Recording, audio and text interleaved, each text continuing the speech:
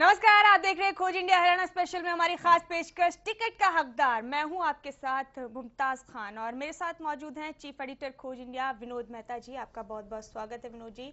इनके साथ ही हमारे साथ स्टूडियो में मौजूद हैं दो और खास मेहमान। आइए आपका तारुफ कराते हैं। हमारे साथ मौजूद हैं कमलकांत गौरी जी, हमारे एडिटोरियल चीफ, और साथ ही प्रदीप सौरभ जी जो राजनीतिक मामलों के जानकार हैं, विशेषज्ञ। आप दोनों का भी बहुत बहुत स्वागत है हमारी इस खास पेशकश पर। हरियाणा विधानसभा चुनाव होने की दस्तक जैसे जैसे नजदीक आ रही है, सभी राजनीतिक दल चुनावी मैदान में जाने कितने ही वायदों की फेहरिस्त लेकर चुनावी जंग में आने को तैयार हैं। हालांकि चुनाव से पहले सभी राजनीतिक खेमों की अपनी कई कवायदे बाकी हैं। मसलन किसको टिकट दें, किसको ना दें, ऐसा क्या करें कि जनता हमारी ही पार्टी को वोट दे, और ना जाने कितनी ही बातें चुनाव से पहले चुनौती बनकर खड़ी हैं। करेंगे सभी बातों की चर्चा, सभी पहलुओं पर चर्चा, और जानेंगे आखिर क्या चाहती है हरियाणा की जनता। लेकिन सबसे पहले डालते एक नजर अभी तक की सुर्खियों पर।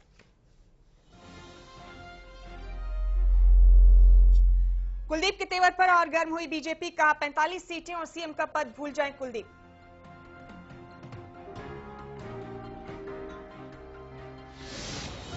टूटने के कगार पर पहुंचा बीजेपी हजका गठबंधन। बीजेपी के बयान पर धर्मपाल मलिक का बयान, कहा अटल है हजका का फैसला।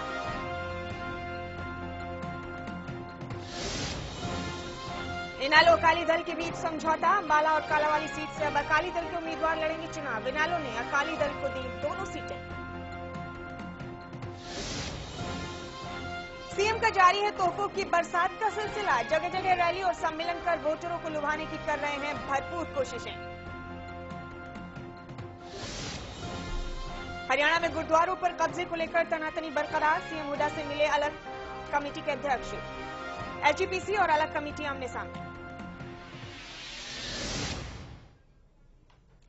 तो ये अभी तक की सुर्खियां, ताजा सरगर्मियां जो सूबे में आज हुई हैं सियासत को लेकर, सियासत की जंग को लेकर। आपको बता दें कि आज हम नांगल चौधरी हलके का सर्वे आपके सामने पेश करेंगे और नांगल चौधरी हलके की पूरी सियासत को, पूरी राजनीति को परत दर परत आपके सामने खोलकर तमाम पहलुओं पर बारीक विश्लेषण करने की कोशिश करेंगे अपने सभी खास मेहमानों के साथ। और इससे पहले कि हम शुरुआत करें अपनी इस खास चर्चा की, अपने इस प्रोग्राम की, विनोद जी से गुजारिश है कि वो नांगल चौधरी का डब्बा पहले खोलें।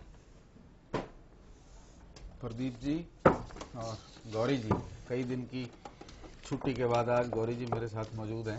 ये डिब्बा आप देख लें और अगर आप इजाजत दें तो मैं इसको खोलने के लिए भिजवा दूं। बिल्कुल। मुमताज, नांगल चौधरी भिवानी महेंद्रगढ़ लोकसभा की एक विधानसभा क्षेत्र है जो बेसिकली राजस्थान बॉर्डर से इसके गांव लगते हैं जी। पिछली दफा यहाँ इंडियन नेशनल लोकदल ने बड़े जबरदस्त अंतर से बाजी मारी थी, 38%। लगभग 13.5 पौने 14% से उन्होंने कांग्रेस के राधेश्याम शर्मा को चुनाव हराया था। हजका भी यहाँ अच्छे मुकाबले में थी, केवल राधेश्याम शर्मा से 1-1.5% कम थी हजका, और बीजेपी को यहाँ कोई वोट नहीं मिला था, केवल 3%। दयाराम चौधरी को 3% वोट मिले थे। आज के दो सर्वे हैं हमारे। एक सर्वे टिकट का हकदार, उसमें हम मूल्यांकन करते हैं उम्मीदवारों की ताकत का। हालांकि आईएनएलडी ने अपना उम्मीदवार घोषित कर दिया है, उन्होंने मंजू चौधरी को अपना उम्मीदवार बनाया है। राव बहादुर सिंह का टिकट काट दिया गया है। शायद आईएनएलडी उनको कहीं और से एडजस्ट करने के बारे में सोच रही है। लास्ट टाइम पे पता लगेगा कि उनको एडजस्ट किया जाता है या नहीं। हालांकि उनको लोकसभा में आजमा लिया गया है। लोकसभा में वो भिवानी से दूसरे नंबर पर रहे थे, चुनाव हार गए थे। अभी फिलहाल हमें ये देखना है कि जिस कैंडिडेट को आईएनएलडी ने सिलेक्ट किया है, क्या वो हमारे सर्वे में भी जनता ने उसको सिलेक्ट किया है या नहीं। अगर जनता उसको सिलेक्ट नहीं करती है, कोई और नंबर 1 पे आता है, तो हम ये मानेंगे कि कहीं ना कहीं आईएनएलडी ने टिकट में चूक की है। फिलहाल मैं उन कैंडिडेट्स के नाम जिनको हमने बैलेट पेपर में शामिल किया है, उन कैंडिडेट्स को के नाम अनाउंस कर देता हूं। उसके बाद सूबे की बहुत सी खबरें जो हम अपने मेहमानों से चर्चा करेंगे। नांगल चौधरी से गजेश सिंह नंबरदार इंडियन नेशनल कांग्रेस से हमने शामिल किए हैं। रोहताश डागर बीजेपी से शामिल किए हैं। दयाराम यादव भी बीजेपी से शामिल किया है। राधेश्याम शर्मा अनाउंस कर चुके हैं कि वो इंडिपेंडेंट लड़ेंगे, और पिछले साल जब मुझे मिले थे तो उन्होंने स्टूडियो से निकलते हुए कहा था कि मैं इंडिपेंडेंट लड़ूंगा, लेकिन ये अलग बात है कि दरखास्त उन्होंने कांग्रेस में भी लगा रखी है। तो राधेश्याम को हमने उनके कथन के अनुसार आईएनएल इंडिपेंडेंट में शामिल किया है। फिर भी उनका भरोसा नहीं है कि वो लास्ट मिनट में कांग्रेस की दरखास्त पे अमल करें या कांग्रेस उनकी दरखास्त पे अमल करे। सत्यपाल दहिया इंडिपेंडेंट, परवीन चौधरी इंडिपेंडेंट, ये दोनों भी कांग्रेस की टिकट मांग रहे हैं। या हमारे पास इंडिपेंडेंट में क्यों मैच कर रहे हैं मैं कह नहीं सकता, लेकिन ये भी कांग्रेस की टिकट की दावेदारों में है। और मंजू चौधरी को आईएनएलडी की टिकट मिल चुकी है। इसके साथ ही मैं एक जरा पिछला जो अब तक रिजल्ट है, हम 14 सीटें खोल चुके हैं। 14 सीटों में मुख्यमंत्री के रूप में कौन कितना पॉपुलर है उसका एक छोटा सा जिक्र। वोट वैल्यू के हिसाब से भूपेंद्र सिंह हुड्डा टोटल 1912 वोट ले चुके हैं। 5,61,612 वोट वैल्यू बनती है। ओम प्रकाश चौटाला 2,069 वोट ले चुके हैं। 5,99,028 वोट वैल्यू बनती है। राव इंद्रजीत सिंह 882 वोट ले चुके हैं। 2,57,780 वोट वैल्यू बनती है। और रामविलास शर्मा 201 वोट ले चुके हैं। 60,341 वोट वैल्यू बनती है। और कुलदीप बिश्नोई 372, 1,09,555 वोट वैल्यू बनती है। और दिलचस्प वोट वैल्यू है 801 अदर्स की, जो इनमें से किसी को सीएम नहीं चाहते, और 1158 नोटा की, जो कहते हैं कि इनमें से कोई भी मुख्यमंत्री बनने के काबिल नहीं है। इन दोनों की वोट वैल्यू भी 5.5 लाख के आसपास बनती है। यानी कि पहले नंबर पे आने वाले चौटाला, दूसरे नंबर पे आने वाले हुड्डा, उसके बीच में फंसे हुए हैं, जो इन पांचों को हरियाणा का मुख्यमंत्री देखना नहीं चाहते। उनकी वैल्यू भी लगभग 5.5 लाख है। इस पे भी एक बार हम चर्चा करेंगे। ये बहुत जरूरी विषय है जो उभर कर आ रहा है। जबकि पार्टियों की चॉइस में नोटा का परसेंटेज कम है और मुख्यमंत्री की चॉइस में नोटा का परसेंटेज बहुत ज्यादा है। पार्टियों की पसंद में हम देखना चाहेंगे कि अब तक 14 सीटों में क्या हालचाल है, किस पार्टी की क्या वोट वैल्यू है। बीजेपी 4,75,731। कांग्रेस में बार बार ये चेतावनी दे रहा हूं और मुझे भी हैरानी हो रही है, जैसी चर्चा है कि कांग्रेस तो इस बार नहीं, लेकिन ओपिनियन पोल में उतने बुरे हालात नहीं हैं। कांग्रेस को बराबर 27-28% वोट मिल रहा है। और अगर हज का भाजपा का समझौता नहीं होता, टूट जाता है, तो 27, 28 और 29% की पार्टियों के बीच में चुनाव होगा। केवल वही पार्टी चुनाव हारेगी जो 20% से कम वोट रखती है। जिसने 23 और 24 क्रॉस कर लिया वो मैदान से बाहर नहीं रहेगी। इसलिए अगर समझौता टूटता है तो कांग्रेस फायदे में आ सकती है। अभी तक कांग्रेस को 5,58,933 वोट मिले हैं। ये कम से कम 28% से कम एवरेज नहीं है। INLD 6,52,400, Haryana Janhit Congress 1,13,000, BSP 71,784, others 2,38,579, NOTA 69,374। Gauri ji, Congress का वोट और मुख्यमंत्री भूपेंद्र सिंह हुड्डा ने जो पिछले एक महीने से प्रसाद बांटना शुरू किया हुआ है, हर जिले में 200 करोड़, 300 करोड़, 400 करोड़ जो दिया जा सकता है, 19 अगस्त तक, जब तक इलेक्शन अनाउंस नहीं होते, आखिरी मिनट तक वो वेलफेयर योजनाओं की घोषणा करेंगे। इसका कांग्रेस की चुनावी संभावनाओं पे कोई असर पड़ेगा, या जैसे राजस्थान में अशोक गहलोत के साथ हुआ कि जितना मर्जी बांट लो, लेकिन वोटर ने जो माइंड मेकअप कर लिया वो उससे टस से मस नहीं होगा? देखिए विनोद जी, सबसे पहली बात तो ये है कि वो ये कर क्यों रहे हैं जी। उन पर बहुत जबरदस्त ये आरोप लगे कि उन्होंने कुछ पर्टिकुलर एरिया का विकास किया और बाकी हिस्सों को छोड़ दिया जी। खासतौर से उत्तर हरियाणा और दक्षिण हरियाणा जी। तो जहां जहां उन पर ये आरोप लगे हैं जी। उन डिस्ट्रिक्ट में जाकर वो स्पेशली ये योजनाएं चालू कर रहे हैं, ये योजनाएं दे रहे हैं। तो उनका पर्पस ये है कि जो मुझ पर आरोप लगे हैं या इस इलाके में जो लोग कह रहे हैं कि मैंने यहाँ विकास नहीं किया या यहाँ ध्यान नहीं दिया या यहाँ के लोगों को जॉब्स नहीं दी, वो इंप्रेशन उसको खत्म करना चाहते हैं जी। अब सवाल यह है कि इसका लाभ मिलेगा कि नहीं मिलेगा। आज तक ये देखने में आया है कि इन चीजों का लाभ नहीं मिलता। कम मिलता है, कम मिलता है, बहुत कम मिलता है। तमिलनाडु के अंदर डीएमके की सरकार जब पिछली बारी गई तो ये घोषणाएं तो कुछ नहीं थी। उन्होंने एक एक व्यक्ति को ये प्रॉमिस किया, हम आपको टीवी देंगे, आपको ये देंगे, पैसे के टर्म्स में प्रॉमिस किया गया, और वो भी चीजें काम नहीं आई। ये तो जनरल वो डेवलपमेंट की चीजें कर रहे हैं। एक चीज बड़ी मस्त ध्यान में आई है जी। आप किसी भी पार्टी का, प्रदीप जी, मैनिफेस्टो देख लो, सब लोग विकास के वायदे के साथ सत्ता में आते हैं, विकास की बात करते हैं। अभी चाहे आईएनएलडी का मैनिफेस्टो आ गया हो, सब लोग विकास की बात करते हैं। विकास के मुद्दे पे सरकार चुनाव क्यों हार जाती है? क्या वजह? ऐसे क्या मुद्दे होते हैं जो विकास के सामने बड़े पड़ते हैं? देखिए, जो घोषणा पत्र की आप बात कर रहे हैं वो सपना है, ड्रीम, और ये सभी राजनीतिक दलों का, चाहे क्षेत्रीय हो चाहे राष्ट्रीय, ये उन पार्टियों के आर्काइव का एक अहम हिस्सा है जो लाइब्रेरी से निकाल के चुनाव के समय निकाला जाता है, फिर धूल फांकता है 5 वर्ष। मुझे नहीं लगता है कि कभी उस पर कोई तवज्जो देता हो कोई सरकार। हाँ, एक बार तवज्जो मैंने जरूर देखी है, ये जब दिल्ली में आपकी सरकार बनी थी, मैनिफेस्टो लेके मीडिया बैठ गया था, एक पॉइंट टू पॉइंट रोज क्या कहते हैं मेरा सवाल ये है कि कई बार मैं उसी सवाल पे आ रहा हूं कि विकास पॉलिटिशियन बड़ा गलतफहमी का शिकार हो जाता है कि वेलफेयर बांटो, पेंशन बांटो, ये बांटो, जैसे अशोक गहलोत ने आखिरी साल में दबा के काम किया, लेकिन हालात कितने खराब। आखिरी आप अशोक गहलोत की क्यों बात करते हैं? इस यूपीए 2 की बात करिए ना, जिसने भारत के जो अभूतपूर्व कदम अंतिम 6 महीने में उठाए हैं, वो भारत के इतिहास में कभी वैसी कदम नहीं उठाए गए। Right to food, right to education, right to information, ये 6 महीने के, ये नीचे तक पहुंच ही नहीं पाते। फिर भी अब तक की ऐतिहासिक हार। मेरा सवाल यही ऐतिहासिक, मैं उसी पे आ रहा था, लेकिन चूंकि मतलब जब ये से देश मामला बना है, शायद कांग्रेस का ये हालात तो इमरजेंसी में भी नहीं हुआ था। इमरजेंसी में भी वो 140-50 सीटें ले गई थी निश्चित तौर पर ये। लेकिन ये जो आपका मुख्य सवाल है कि विकास तो के वायदे सारी पार्टी करती हैं, फिर भी इस पर ध्यान लोगों का केंद्रित क्यों नहीं होता है? एक सवाल, इसी सवाल में से एक सवाल, पहले विकास के सवाल को पूरा कर लें कि विकास के बाद भी कोई सरकार चुनाव क्यों हारती है? ऐसे कौन से मुद्दे होते हैं जो विकास पे भारी पड़ते हैं? देखिए विनोद जी, मुझे लगता है कि जो लोगों का परसेप्शन बनता है वो over a period of time बनता है एंड ओवर द इश्यूज बनता है।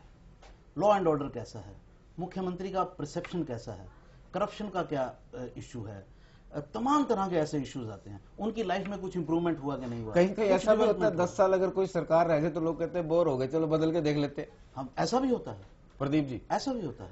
नहीं, ऐसा तो कम होता है, बहुत सारे उदाहरण है अपने यहाँ। शिवराज चौहान से लोग बोर नहीं होते हैं? वही नहीं, और आप शिवराज चौहान की बात क्यों कर रहे हैं? आप असम को लो, आप शिवराज चौहान, नरेंद्र मोदी की क्यों बात कर रहे हैं? मैं और उदाहरण नवीन पटनायक को ले लीजिए कि वहां क्यों नहीं बोर हो रहे हैं, असम में क्यों नहीं बोर हो रहे हैं। और भी ऐसे होते हैं कि जहां सरकारें चलती रहती हैं, तो ये बोर होने वाला नहीं, कहीं नब्ज दब जाती है। उदाहरण के लिए मैं आपको बताऊंगा, उत्तर प्रदेश चूंकि सबसे बड़ा प्रदेश है, कि मायावती एक भारी बहुमत से आई, लेकिन जो जातीय समीकरण थे वो अचानक बदल गए।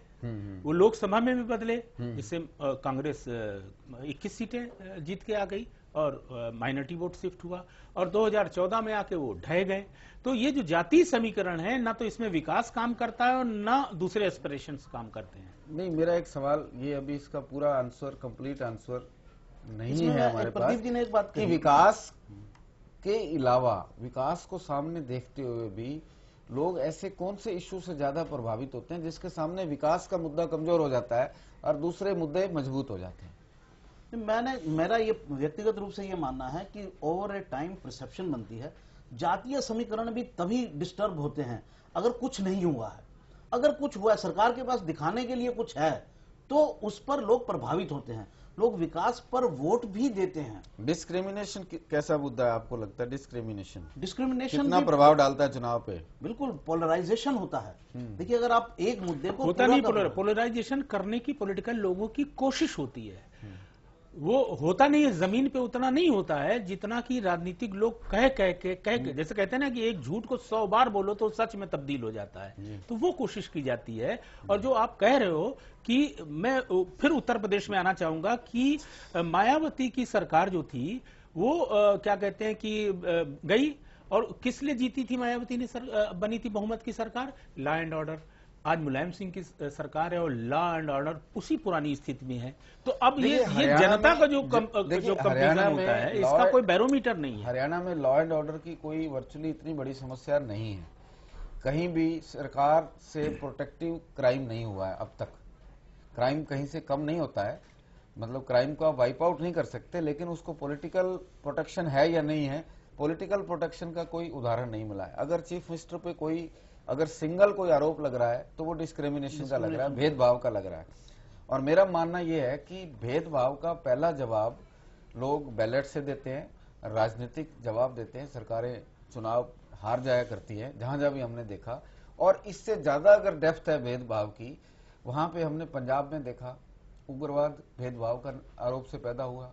हमने जितने नक्सलाइट मूवमेंट हैं उनका क्या कहना है, हालांकि अब उनका एजेंडा बदल गया, वो सरकार के बराबर टैक्स वसूली करते हैं, लेकिन जब शुरू हुए थे तब यही था कि एक इलाके के साथ जो है केंद्र की सरकार जो है वो भेदभाव कर रही है। तो भेदभाव मुझे लगता है कि एक इम्पोर्टेंट मुद्दा है। हरियाणा में इसका असर नजर आएगा या नहीं, ये मैं राय आपसे लेना चाहूंगा। देखिए विनोद जी, जो लोकसभा में हमने देखा उसमें तो वो इश्यू नजर आया, क्योंकि बीजेपी को जो सीट्स मिली वो बीजेपी कभी डिजर्व नहीं करती थी उस सेंस में। अगर उसका बेस देखा जाए तो बीजेपी का कभी इतना बड़ा बेस नहीं रहा, वो एक भी सीट अपने बूते जीत जाए। और 8 में से 7 सीटें बीजेपी का जितना मेन प्लेयर होकर, जिसमें कोई बड़ा पार्टनर आपके पास स्टेट का नहीं है, जैसे INLD एक बड़ा प्लेयर है, उसके साथ समझौता नहीं है, तो आप बड़े प्लेयर नहीं है, ना ही आपके साथ कोई बड़ा प्लेयर है, फिर भी आप 7 सीटें जीत गए। तो उसमें 2 फैक्टर ने काम किया, एक मोदी का जो फैक्टर चला वो, और प्लस डिस्क्रिमिनेशन का भाव ये आया। लगातार आरोप लग रहे हैं, चाहे वो उत्तर हरियाणा हो, चाहे मुख्यमंत्री के हरियाणा की सत्ता में आने वाली तीनों चारों पार्टियों और उनके कैलिबर को अच्छी तरह से जांचते हैं, परखते हैं। मान लीजिए जिस स्पीड से ये सरकार, चीफ मिनिस्टर अभी विकास की बात कर रहा है और कहीं कहीं नजर भी आता है, ऐसा नहीं कि आप आउटराइटली रिजेक्ट कर दें। दिल्ली के आसपास तो सीन ही चेंज हो गया है और हम सब लोग उन सुविधाओं का कहीं ना कहीं इंजॉय भी कर रहे हैं और उसको देख भी रहे हैं। आज प्रदीप जी भी चर्चा कर रहे थे कि गुड़गांव में मेट्रो, बहादुरगढ़ में मेट्रो, फरीदाबाद में मेट्रो। क्या अगर ये सरकार जाती है, दूसरी सरकार इसी स्पीड पे हरियाणा का विकास कर सकती है या भूपेंद्र सिंह हुड्डा से कुछ अलग करने की क्षमता रखती है? देखिए विनोद जी, ये तो काल्पनिक सवाल है, भविष्य के गर्भ में छुपाया, आप कभी नहीं कह सकते। उल्टा सवाल है, ये कभी ये कहा नहीं जा सकता, क्योंकि लीडर कोई भी बड़ा हो सकता है। लीडर के सिर्फ थॉट प्रोसेस के ऊपर होता है। आप कोई भी व्यक्ति जो अच्छे तरीके से राजनीति करना जानता है, या जो आजकल के नए लीडर्स आ रहे हैं, वो कोई भी किसी से अच्छा हो सकता है और किसी चीज की कोई सीमा नहीं है। कभी इंदिरा गांधी थी तो इंदिरा गांधी अच्छी लगती थी, राजीव गांधी आए तो उन्होंने भी अच्छे काम किए, तो हर लीडर की, नरसिम्हा राव आए। देखिए तो मेरा इस सवाल के पीछे एक गहरा मंथन है, गहरी रुचि है। 2009 का जब हम सर्वे कर रहे थे, जब कॉमन वेल्थ नहीं हुए थे, 2008 में जब शीला दीक्षित रिपीट हुई, तो हमारे सर्वे में एक बात उभर कर आई कि जो कॉमनवेल्थ की तैयारियों को, मेट्रो को जो स्पीड शीला दीक्षित ने दे रखी है, ये स्पीड दूसरी सरकार नहीं दे पाएगी, इसलिए इस सरकार को रिपीट करना जरूरी है। शीला दीक्षित सिर्फ इसी बात पे रिपीट हुई थी, लोग नहीं चाहते थे कि मेट्रो का काम प्रभावित हो, लोग नहीं चाहते थे कि कॉमनवेल्थ की गेम्स प्रभावित हो, उनको दूसरे में वो योग्यता और क्षमता ही नजर नहीं आई थी। मैं इसीलिए पूछ रहा हूं कि हरियाणा में अगर ये सरकार जाती है, दूसरी सरकार इनसे बेटर कुछ करने की स्थिति में होगी? देखिए मुद्दे बहुत हैं हरियाणा में। हरियाणा में आप करना चाहें तो अगर कोई ऐसा चीफ मिनिस्टर आता है तो नॉर्थ हरियाणा का पूरे एक विकास का मॉडल चाहिए, सरकार का अपना economic. North Haryana, south Haryana, east Haryana, west Haryana, 21 जिले हरियाणा के, ये पॉलिटिशियन हरियाणा को 21 जिलों में बांटेंगे? नहीं, आपको जहां नॉर्थ वेस्ट कहां दूर, क्या फर्क है? मैं एक एग्जांपल, नहीं, ये वीरेंद्र सिंह का मुद्दा हो सकता है। नहीं, मैं एक एग्जांपल, अगर मान लीजिए साउथ हरियाणा से सीएम आ जाता है, बाकी हरियाणा वाले पंजाब चले जाएंगे? नहीं, मैं ये विकास पूरे हरियाणा को चाहिए। नहीं, विकास पूरे हरियाणा को चाहिए, लेकिन जहां पर जैसे मेव का इलाका है जी, वहां पर पानी नहीं है जी, तो पानी कोई सरकार ऐसी नहीं है कि फ्लड का वाटर जो समुद्र में जाता है दिल्ली में रोककर मेव इलाके में भेजा जा सके, सिर्फ एक कैनाल की जरूरत है, सिर्फ बरसात के दिनों में। ये छोटी छोटी सोच है। आप छोटी छोटी ओरिजिनल सोच कीजिए, जो पिछड़े इलाके हैं स्टेट के, आप उनको डेवलप कर सकते हैं। मेवात एक ऐसा इलाका है गौरी जी जिसको स्टेट और केंद्र दोनों तरफ से अथाह फंड जाता है, और दूसरा सच ये है कि मेवात में जो फंड जाता है उसका 10% भी खर्च नहीं होता। अगर देश के बाकी इलाकों में सरकार का फंड 30% खर्च होता है, मेवात में 90% सरकारी खजाने की सीधी सीधी चोरी है। जैसी चोरी चारा घोटाला में लालू यादव के टाइम पे हुई थी, वैसी मेवात में होती है। प्रदीप जी, देखिए, क्या ये सरकार, अगली सरकार, अगर मेवात को उदाहरण बनाएंगे तो हरियाणा पे बहस नहीं की जा सकती जी, क्योंकि मेवात में जो समुदाय रहता है वो अपनी तमाम ऐसी चीजों के कारण इतना पिछड़ा हुआ है। जैसे कि मैं लड़कियों का सवाल उठाता है, शिक्षा के सवाल पर कोई किसी क्यों रोक रहा है, वहां पर शिक्षा का कार्यक्रम क्यों नहीं चल पा रहा है। बहुत सारे, पोलियो का सवाल है, जो किसी भी बच्चे के लिए जीवन का सवाल है, पोलियो का विरोध होता है, तो अभी वहां पर मुमताज बेहतर बताएंगी कि इनके यहाँ शिक्षा का विरोध होता है वहाँ। प्रदीप जी, यहाँ मैं इत्तेफाक नहीं रखूंगी आपकी बात से, लेकिन शिक्षा का विरोध अभी भी होता है। शिक्षा का विरोध अभी भी होता है, क्योंकि विमेन एजुकेशन पे अभी भी क्लास के बाद ही ड्रॉप आउट शुरू हो जाते हैं लड़कियों के वहाँ पर, क्योंकि लोगों को लगता है कि 5वीं क्लास के बाद लड़कियां बड़ी हो रही हैं तो लड़के और लड़कियां एक साथ नहीं पढ़ सकते। अगर अलग स्कूल हो लड़कियों के लिए तो चलेगा, नहीं तो ठीक है घर पर बैठे घर का काम करे, जितनी तालीम ले ली उतना बहुत है। तो एक तरीके का विरोध ही हुआ ये शिक्षा का जी, अभी भी यही तो मैं वही कह रहा हूं कि देखिए, कोई भी समाज बिना शिक्षा के, बिना ज्ञान के समाज विकसित नहीं हो सकता है। जब आपके पास ज्ञान नहीं होता है तो आप तमाम अंधविश्वासों, तमाम कर्मकांडों में फंस जाते हैं। तो इसलिए मेवात को हरियाणा का हिस्सा जरूर है, और उसकी ऐतिहासिकता को देखें तो मुझे लगता है कि सबसे समृद्ध इलाका है। और एक बड़ी दिलचस्प बात बताऊं कि भारत के पहले शिक्षा मंत्री जिन्होंने उच्च शिक्षा में सर्वाधिक काम किया, मेवात से चुनाव लड़ा था, और यूजीसी का निर्माण, ये अपना जितनी भी बड़ी उच्च शिक्षा से संबंधित है, चर्चा जारी रखेंगे। हरियाणा की अगली सरकार पे चर्चा जारी रखेंगे। अगली सरकार आती है तो क्या होगा। और मेरा सवाल पहला था कि लोग कह रहे हैं कांग्रेस गई, और मैंने कहा कि जो वोट आ रहे हैं वो कहते हैं कांग्रेस नहीं जा रही।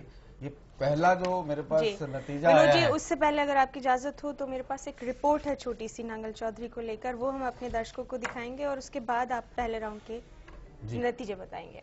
तो हमारे प्रोग्राम में हम हर बार उस विधानसभा क्षेत्र की चर्चा करते हैं जिस विधानसभा क्षेत्र का सर्वे हम उस कार्यक्रम के जरिए आपके सामने पेश कर रहे होते हैं। तो आज नांगल चौधरी विधानसभा क्षेत्र की बारी है। प्रोग्राम में आगे बढ़े उससे पहले नजर डालते हैं नांगल चौधरी के इतिहास और भूगोल पर।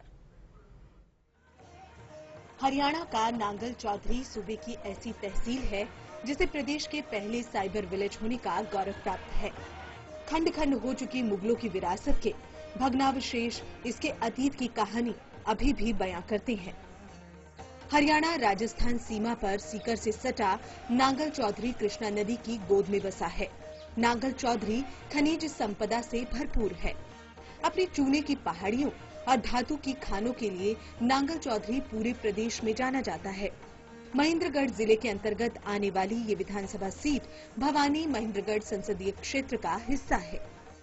ये विधानसभा क्षेत्र 2009 में अस्तित्व में आया। इस विधानसभा क्षेत्र को अटेली मंडी और नारनौल के कुछ क्षेत्रों को मिलाकर बनाया गया था। इस विधानसभा क्षेत्र में दो बड़े कस्बे नांगल चौधरी और निजामपुर हैं और 89 गांव आते हैं। नांगल चौधरी एक अहीर बहुल क्षेत्र है। इस विधानसभा क्षेत्र में कुल मतदाताओं की संख्या 1,33,428 है, जिसमें से पुरुष मतदाताओं की संख्या 72,299 और महिला मतदाताओं की संख्या 61,129 है। वर्ष 2009 में इनेलो को यहां जीत हासिल हुई थी, लेकिन वर्ष 2014 में जब लोकसभा चुनाव हुए तो इस विधानसभा की जनता जनार्दन ने इनेलो को नकार दिया था। आने वाले विधानसभा चुनाव में इस सीट पर किसका सितारा बुलंद होगा, ये देखना बाकी है। तो इस रिपोर्ट के जरिए आपने देखा नांगल चौधरी का इतिहास, साथ ही मौजूदा सियासी समीकरण क्या है वहां पर, वो भी हमने आपको इस रिपोर्ट के जरिए बताया। विनोद जी के पास पहले राउंड के नतीजे आ चुके हैं। आपसे गुजारिश है विनोद जी की आप बताएं। मुमताज जी, पहले राउंड के नतीजे इस पैकेज से पहले आ चुके थे और लोगों ने डायरी पेन निकाल लिए थे। आपने सबकी स्पीड रुकवा दी। और मेरी भी रुक गई स्पीड। अब दोबारा देखते हैं। पहले राउंड के नतीजे प्रदीप जी मेरे पास है, और ये नतीजे गौरी जी मेरी उसी आर्गूमेंट से रिलेट करते हुए आए हैं जिसमें मैंने शुरू से कहा था कि जब हम पार्टी की वोट वैल्यू काउंट कर रहे थे तो कांग्रेस बीजेपी से ज्यादा चल रही है। तो मैंने कहा था कि लोग कह रहे हैं कांग्रेस तो गई, लेकिन जो ओपिनियन पोल में परसेंटेज आ रहा है वोटों का, उसमें कांग्रेस फाइट से बाहर होती नजर नहीं आ रही। और जो हमारा पहला राउंड है उसमें किसी भी उम्मीदवार को कितने भी वोट आए हो, लेकिन ये बात तय है कि कांग्रेस के 3 उम्मीदवार हैं और तीनों को वोट आए हैं। बीजेपी का 2 उम्मीदवार हैं और दोनों को वोट नहीं आए हैं। ऐसा क्या हो गया नांगल चौधरी में कि बीजेपी को वहां भाव नहीं मिल रहे? ये टोटल जो दोनों सर्वे खुलेंगे उससे अंदाजा लगाएंगे। लेकिन मैं पहला राउंड अनाउंस कर रहा हूं। गजेश सिंह नंबरदार 42 वोट कांग्रेस की टिकट मांग रहे हैं और 42 votes 8,946। Rohtas Dagar BJP 3 vote 639। Dayaram Yadav BJP 1 vote 213। Radheshyam Sharma independent 7 vote 1,491। Satyapal Dahiya Congress Gajay Singh के बाद दूसरे नंबर पे हैं 27 वोट 5,751। परवीन चौधरी कांग्रेस की टिकट मांग रहे हैं, इनको भी 13 वोट। मंजू चौधरी आईएनएलडी, इनकी टिकट अनाउंस हो चुकी है, 8 वोट। अदर्स 1 वोट और 2 नाम और है हमारे पास। राव अभय सिंह आईएनएलडी की टिकट मांग रहे हैं, रिटायर अपना वीआरएस लेके आईएएस ऑफिसर थे, वीआरएस लेके राजनीति में आए हैं, 1 वोट। मूलाराम आईएनएलडी 1 वोट और राव बहादुर सिंह जो सिटिंग एमएलए हैं, अब तो रिजाइन कर चुके, लोकसभा चुनाव लड़े हैं, इनको केवल 2 वोट। मुझे लगता है कि आईएनएलडी के राव बहादुर सिंह की मुखालफत की वजह से वो काम नहीं कर पाए, पार्टी ने उनकी टिकट काट दी, उसका असर मंजू चौधरी के कैरियर पर भी पड़ रहा है, कम से कम पहले राउंड में। पहले राउंड और दूसरे राउंड की चर्चा जब दोनों राउंड के नतीजे आ जाएंगे मिलकर करेंगे। फिलहाल मेरी बहस वहीं जारी है। दूसरी सरकार गौरी जी आती है, ये स्पीड दे पाएगी विकास को? नहीं, मुख्यमंत्री पर तो विकास के ना करने के बहुत सारे आरोप हैं, तो वो स्पीड क्या है? वो स्पीड खाली गुड़गांवा नहीं हो सकती, वो बहादुरगढ़ नहीं हो सकती, सोनीपत नहीं हो सकती। और ये पूरा तो कह रहे हैं मैंने पर कैपिटा इनकम भी पूरे हिंदुस्तान में सबसे ज्यादा पर कैपिटा इनकम में जो हरियाणा के लोग हैं उनकी पर कैपिटा कितनी बड़ी है? हमारे हम जब पर कैपिटा कहते हैं तो पूरे आईटी सेक्टर की बात करते हैं जो गुड़गांव में बेस्ड है, और वो पूरे आईटी सेक्टर के अंदर जितने बच्चे हैं उसमें से 5% से ज्यादा हरियाणा के नहीं है। तो हरियाणा के लोगों 1,35,000 प्रति व्यक्ति आय की बात कर रही है सरकार। यानी अगर एक घर में 4 बालिग लोग हैं तो उनकी इनकम 5,40,000 बनती है कि हरियाणा में मुझे तो कहीं नजर नहीं आई। आपको भी नजर नहीं आई? 5,40,000 रुपए पर एनम कमाने वाले परिवार मुझे नजर नहीं आए। मैं तो गांव में आज भी देखता हूं कि 70% परिवार जो हैं वो जो जरूरियात की चीजें हैं वो बड़ी मुश्किल से पूरी कर पाते हैं। प्रदीप जी, हरियाणा और जरूरत की चीजें पूरी होती हैं? देखिए, जब आंकड़ों की आप बात करेंगे तो पर कैपिटा इनकम कैसे निकाली जाती है जी, ये भी समझना जीडीपी पे आधारित होती है। हाँ, तो वही कह रहा हूँ कि अगर जैसे कि जीडीपी को मैं मानता नहीं हूँ, मेरा अपना अर्थशास्त्र है, मैं अपने तरह से इस देश की देसी बाबा वाला अर्थशास्त्र समझा दीजिए। मैंने तो मोटा समझा दिया। मैंने 5,40,000 कि 4 आदमियों का परिवार कमाते हैं हरियाणा में। मैं यही कह रहा हूँ कि ऐसी जीडीपी का क्या अर्थ है जिसमें देश के 125 करोड़ आबादी के लोगों में सिर्फ 100 घरानों का पैसा बढ़ता हो। जी जी जी। और गरीबी गरीब होता जाए, अमीरी अमीरी बढ़ता जाए, फिर भी चाहे वो नरेंद्र मोदी की सरकार हो, चाहे राहुल गांधी की हो, चाहे नरसिम्हा राव की हो, चाहे वाजपेयी जी की सरकार हो, सब जीडीपी का रोना रोते हैं कि जी हम इस वर्ष इस पर काम करेंगे, 3.287 फला इस पे काम करेंगे। जो देश में गरीबी रेखा की 4 समितियां बनी वो न तय कर पाए और बहुत अश्लील तरह के आंकड़े आए। जीडीपी का मतलब ग्रॉस डोमेस्टिक प्रोडक्शन, यही है ना। मोटे तौर पे हमारा डोमेस्टिक प्रोडक्शन कितना हो रहा है? मैंने उस दिन लास्ट वीक में एक जिक्र किया था कि $600 मिलियन की सब्जियां, 36,000 करोड़ रुपए की सब्जियां हमारे गांवों में पैदा होती है। वो केवल इसलिए वेस्ट हो जाती है कि वो इन टाइम मंडी पे पहुंच नहीं पाती। गांव में बिजली नहीं है, कोल्ड स्टोर नहीं है, किसान उसको रोक सके, भाव की इंतजार कर सके। जीडीपी कैसे बढ़ेगी और उस जीडीपी का आम आदमी तक फायदा कैसे पहुंचेगा? देखिए, जीडीपी तो मुझे लगता है थोड़ा कंसेप्ट का वो है। जीडीपी मनमोहन सिंह के आंकड़े हैं। नहीं, आंकड़े नहीं, जीडीपी तो सिर्फ ये बताती है कि देश ने इस साल कितना पैसा पैदा किया जी। अब वो पैसा अमीर घरानों को क्यों जाता है ये एक अलग विषय है, वो इसका जीडीपी से लेना देना। देश ने नहीं, देश 125 करोड़ लोगों से बनता है, एक व्यक्ति से 100 व्यक्तियों से नहीं। और देश का मतलब गंगा नदी और हिमालय पर्वत। जीडीपी सिर्फ उस देश के नागरिक हैं कि उनकी समृद्धि क्या है, ये विषय है। समृद्धि के आंकड़े अलग हैं, जीडीपी के आंकड़े अलग हैं। वक्त की अपनी कुछ पाबंदियां हैं, इस अहम चर्चा को हम जारी रखेंगे। ब्रेक के बाद एक छोटा सा ब्रेक लेंगे, यहाँ पर फौरन लौट रहे हैं इस खास पेशकश के साथ।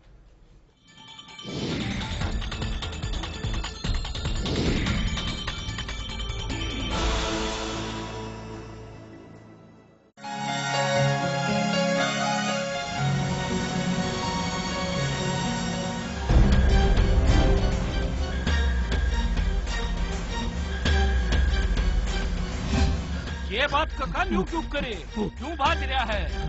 काले यार से पकड़ के ले जाएंगे, मुने पकड़ के ले जाएंगे? न्यू क्यों कर पकड़ के ले जाएंगे? तूने क्या कसूर कर रखा से? रमना कर्जा ले रखा था, वो भी बन ना पाया। ओहो कका, वो वक्त गया जब सरकारी कर्जा ना भरने पर हथकड़ी लाकर पकड़ के ले जाया करते और बेइज्जती कराया करते। इस सरकार ने इसी बढ़िया स्कीम चलाई है, जब मजबूरी के कारण कोई किसान सहकारी कर्जा टाइम पे ना देने पावे तब हथकड़ी नहीं लगेगी और यह प्रथा खत्म करके हमारा किसाना का सम्मान किया से और इज्जत रखी से। फिर ये क्या करना है से भाई? अरे ताऊ जी, हम तो ये कहने आए हैं कि अब की बार जो अपना कर्जा एक मुश्त में भर देगा उसका सारा ब्याज माफ कर दिया जाएगा। शुक्र से भाई जो तनया बात बता दी, और शुक्र से सरकार का जिसने हमारी है चिंता मिटा दी। ठीक है। और भाई जी सरकार ने हमारी मजबूरी समझी है, उसकी बात समझ के न हम अपना फर्ज निभावांगे और अपना कर्जा जरूर चुकावांगे।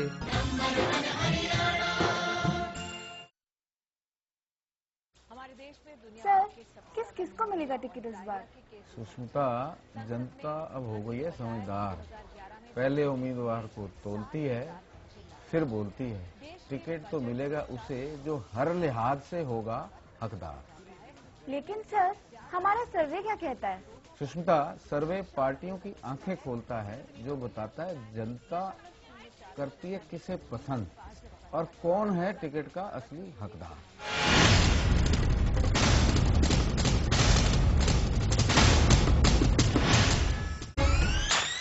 देश की खातिर अन्न उपजाते अपने किसान हैं, दुनिया में नाम कमारे हमारे पहलवान हैं। सेना में 10वां सैनिक हमारा जवान है, आधुनिकता में भी छू रहने आयाम। पूरी दुनिया में अपनी अलग पहचान, पूरी दुनिया में अपनी अलग पहचान। चाहे खेत हो खेल या जंग का मैदान, सबसे आगे हरियाणा, सबसे ऊपर हरियाणा। नंबर 1 है हरियाणा जी, हुड्डा जी का हरियाणा। हुड्डा साहब ने करे प्रयास, नेक नियत से किया विकास, प्रति व्यक्ति आय बढ़ा के बना दिया हरियाणा खास। सबसे कम बिजली के दाम, फसलों के भी बड़े हैं दाम, सबसे ज्यादा पेंशन देके बुजुर्गों का बढ़ाया मान। मनरेगा में रेट है हाई, गरीब बच्चों की मुफ्त पढ़ाई। नई नई यूनिवर्सिटी लाकर शिक्षा की भी ज्योत जलाई। सबसे ज्यादा निवेश यहाँ, आधुनिकता की रेस यहाँ। परख लाओ पद पाओ की नीति, बड़े खिलाड़ियों के नाम यहाँ। ऐसे ही विकास कराना है, आगे ही बढ़ते जाना है। पूरे देश में सबसे आगे मेरा नंबर 1 हरियाणा है।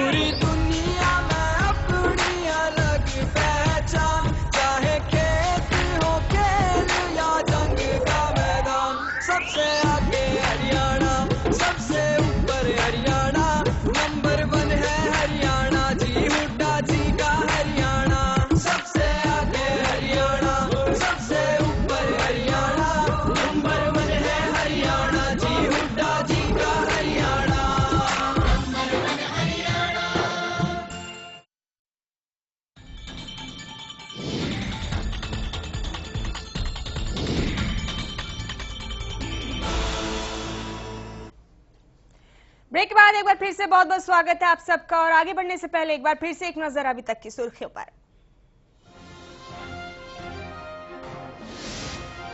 कुलदीप के तेवर पर और गर्म हुई बीजेपी, कहा 45 सीटें और सीएम का पद भूल जाएं कुलदीप।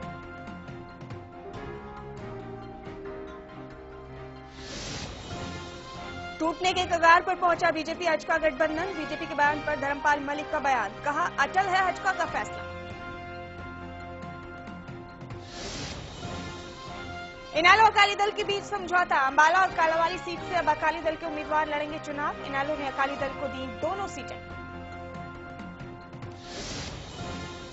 सीएम का जारी है तोहफों की बरसात का सिलसिला, जगह जगह रैली और सम्मेलन कर वोटरों को लुभाने की कर रहे हैं भरपूर कोशिश। हरियाणा में गुरुद्वारों पर कब्जे को लेकर तनातनी बरकरार, सीएम हुड्डा से मिले अलग कमेटी के अध्यक्ष, एसजीपीसी और अलग कमेटी आमने सामने।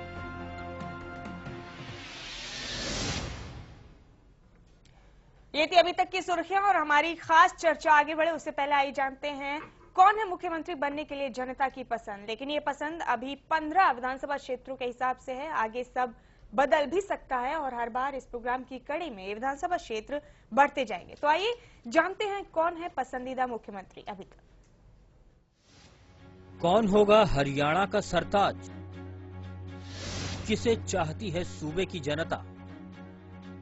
खोज इंडिया के सर्वे में सीएम उम्मीदवार का रिपोर्ट कार्ड। खोज इंडिया अटेली, बेरी, रेवाड़ी, कोसली, बादली, नारनौल, लोहारू, हथीन, बहादुरगढ़, पलवल, सोहना, टोहाना, नूह, पुन्हाना और फिरोजपुर झिरका समेत 15 सीटों पर सर्वे कर चुका है और जनता से उसके पसंदीदा मुख्यमंत्री के दावेदार के बारे में राय ले चुका है। अब तक के नतीजों के हिसाब से सीएम उम्मीदवार के रिपोर्ट कार्ड पर नजर डालें तो आप देखेंगे कि मौजूदा सीएम भूपेंद्र सिंह हुड्डा और ओम प्रकाश चौटाला के बीच कांटे की टक्कर चल रही है। 15 सीटों की बात करें तो चौटाला सीएम से आगे हैं। ओम प्रकाश चौटाला 5,99,028 वोटों के साथ पहले स्थान पर बरकरार है, जबकि सीएम हुड्डा 5,61,612 वोटों के साथ दूसरे स्थान पर हैं।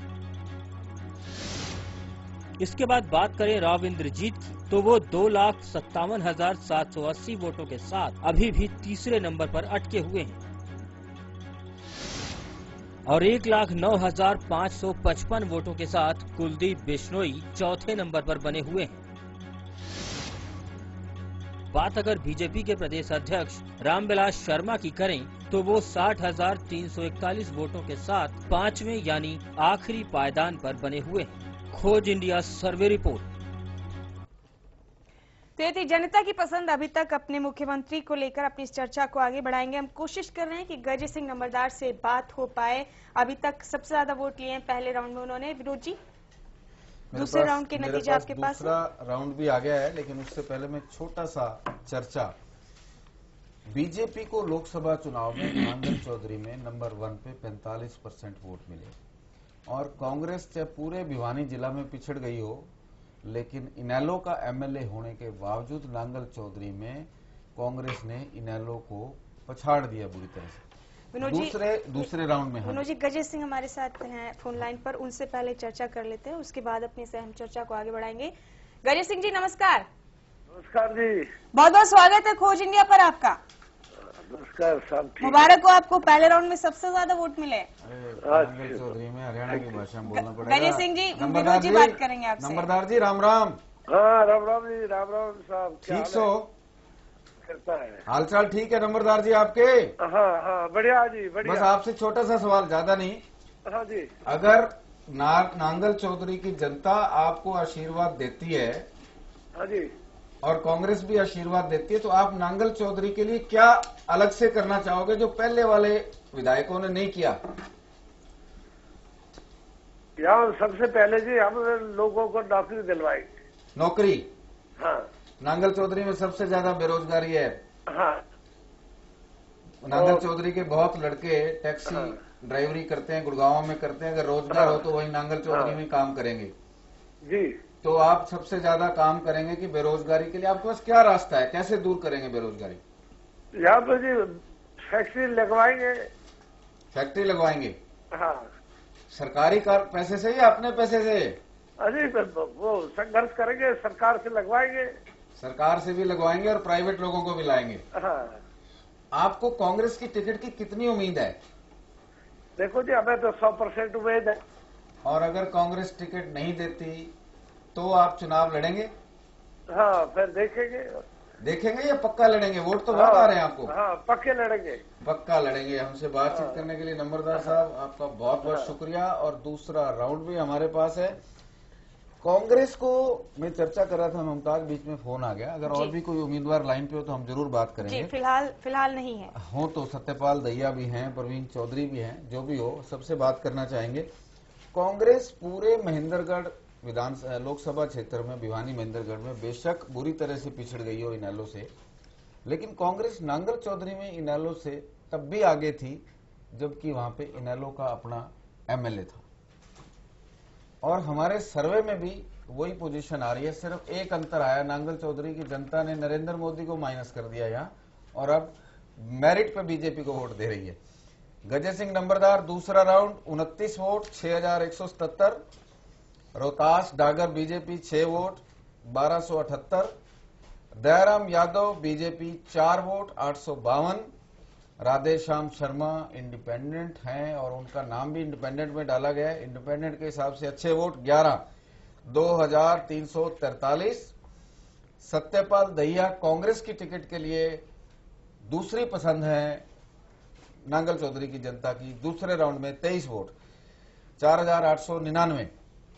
Praveen Chaudhary INC 14 vote 2982। Manju Chaudhary INLD, मुझे ये देख के हैरानी हो रही है कि इनेलो ने कैंडिडेट भी बदला। राव बहादुर सिंह की एंटी इनकम्बेंसी मंजू चौधरी पर भी छाई हुई है। 4 vote 852। 2 round.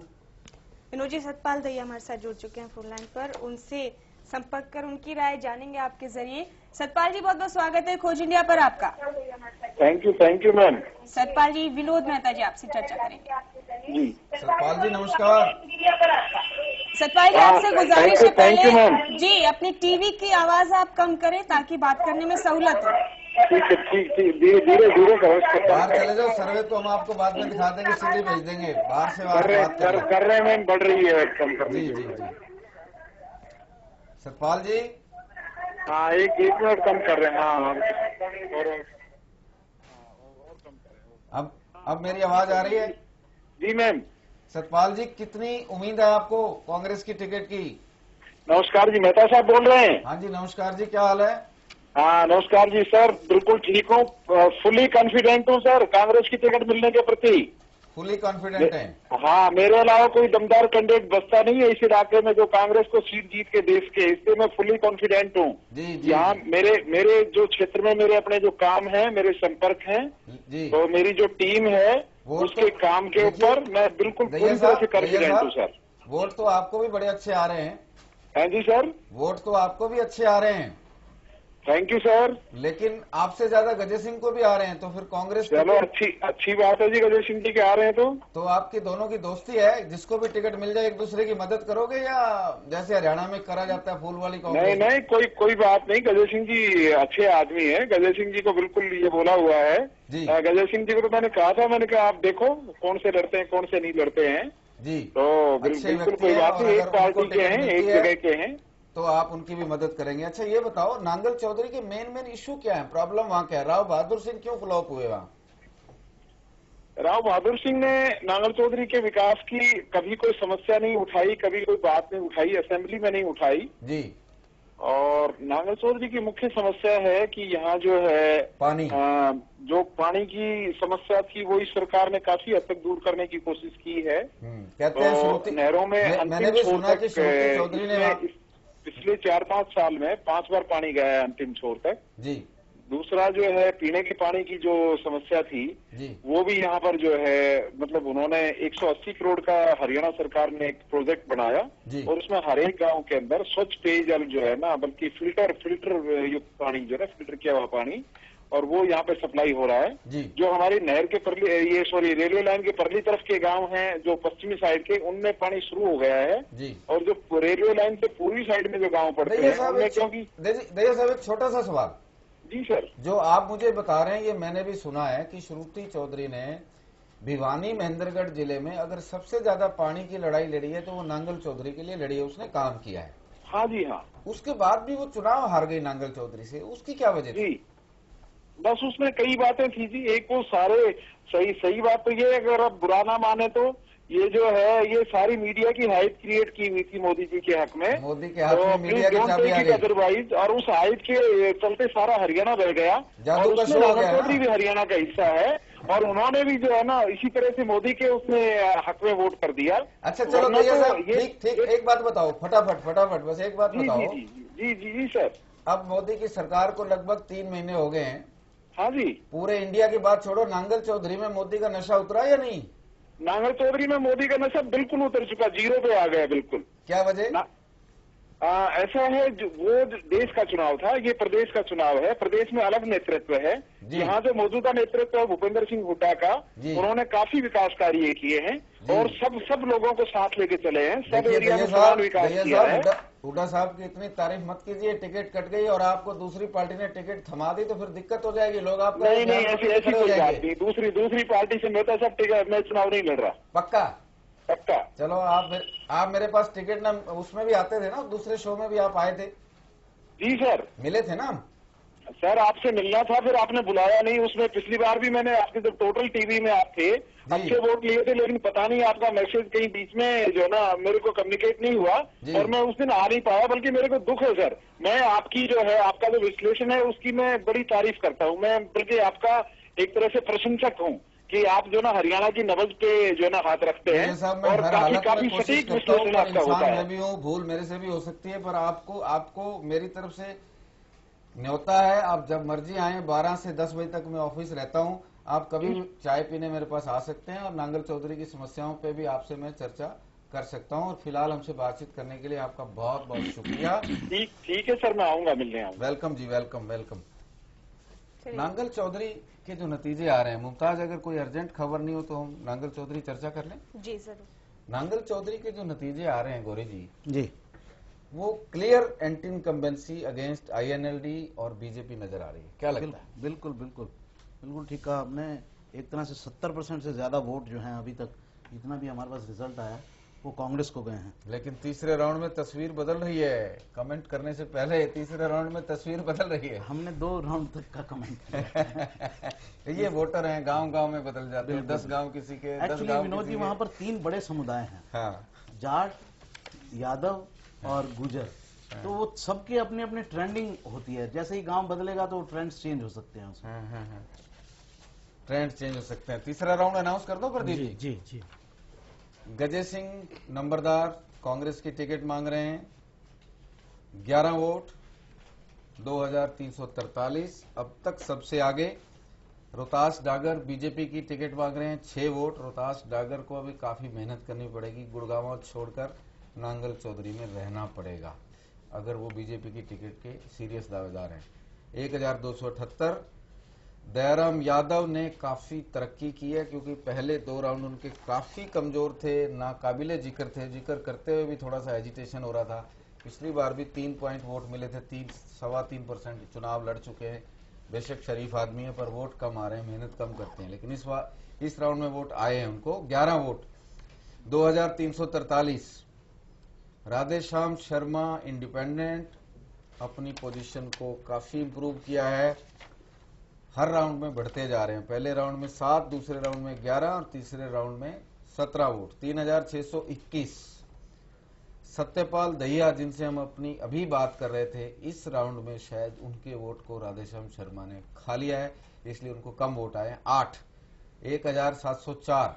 Satyapal Dahiya 1704, 8 vote. Parveen Chaudhary इस बार इंप्रूव हो गए हैं, उनको 13 वोट मिले हैं, 2769। और मंजू चौधरी INLD ने इस बार काफी तरक्की की है, 18 वोट, 3834। और अदर्स 3 वोट, 639। और राव अभय सिंह INLD 5 वोट, 1065। उनको नारनौल में बिल्कुल वोट नहीं आए थे, लेकिन नांगल चौधरी में उनको थोड़ा वोट आया है। शायद उन्होंने भी नांगल चौधरी में कुछ काम किया है। मूलाराम INLD 6 वोट 1278 और राव बहादुर सिंह INLD बिल्कुल छुट्टी हो रही है। दोबारा INLD ने बहुत अच्छा काम किया कि उनको दोबारा टिकट नहीं दी है। 2 वोट 426। तीन नतीजे। और प्रदीप जी आपकी प्रतिक्रिया। देखिए विनोद जी, ये जो नतीजा है जी, मैं एक चीज ये देख रहा हूँ जो अब तक भी घटा है और इस कॉन्स्टिट्यूंसी में भी जो दिख रहा है कि जो हरियाणा के अंदर कांग्रेस INLD का विकल्प क्या कहते हैं कि भारतीय जनता पार्टी नहीं बन पा रही है। इससे ये दिख रहा है। हरियाणा या सिर्फ नांगल चौधरी? नहीं, हरियाणा में भी जो आप, मैं इसीलिए कह रहा हूँ, ओवरऑल जो रिजल्ट्स है अपनी दस्तक तो दे रही है वो हर जगह जी, और पुरानी परफॉर्मेंस को वो बेहतर भी कर रही है, लेकिन वो पूरी तरह से दस्तक नहीं दे पा रही है। एक आंकड़ा आपका ही निकाल के मैं रख रहा हूं यहाँ पर जी, कि जो पार्टी का है, जो हजका और भाजपा गठबंधन को लेकर है कि दोनों, भाजपा को 4,75,731 मिल रहा है और हजका को 1,13,740 मिल रहा है। और ये गठबंधन अगर बरकरार रहता है तो ये 5,79,471। देखिए, मैं आपकी ना बात को बीच में काट के एक बात करता हूं। जो मैंने 15 सीटों का जो विश्लेषण देखा है, आगे कल क्या होगा, अभी अलायंस होता है नहीं होता है।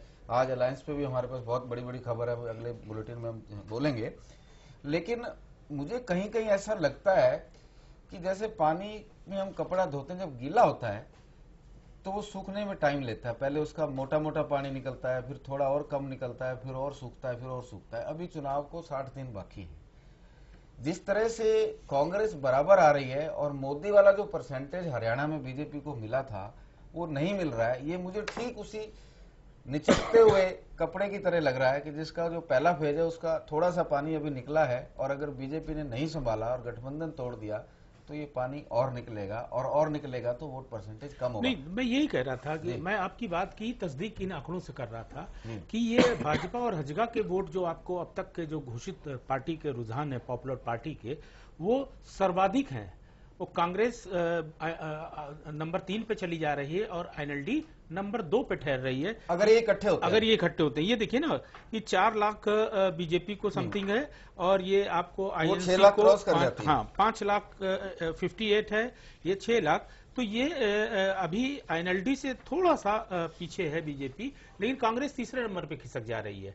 तब मुकाबला INLD वर्सेस कांग्रेस है अब तक का जो रुझान है। 15 सीटों के रुझान यही हैं, तो हरियाणा की जनता का मैंडेट यही है कि इकट्ठे हो जाओ। हाँ, 100%। गौरी जी, बिल्कुल हरियाणा की जनता का मैंडेट आज 16वीं सीट खुल रही है। बिल्कुल यही है। अगर हम 16 सीटों पर मिला दें दोनों को तो बीजेपी कई सीटों पर, वो अलायंस जो है कई सीटों पर नंबर 1 हो जाता है, और कई सीटों पर जहां वो नंबर 3 है वो फाइट में आ जाता है, 2 पे आ जाता है, फाइट में हो जाता है।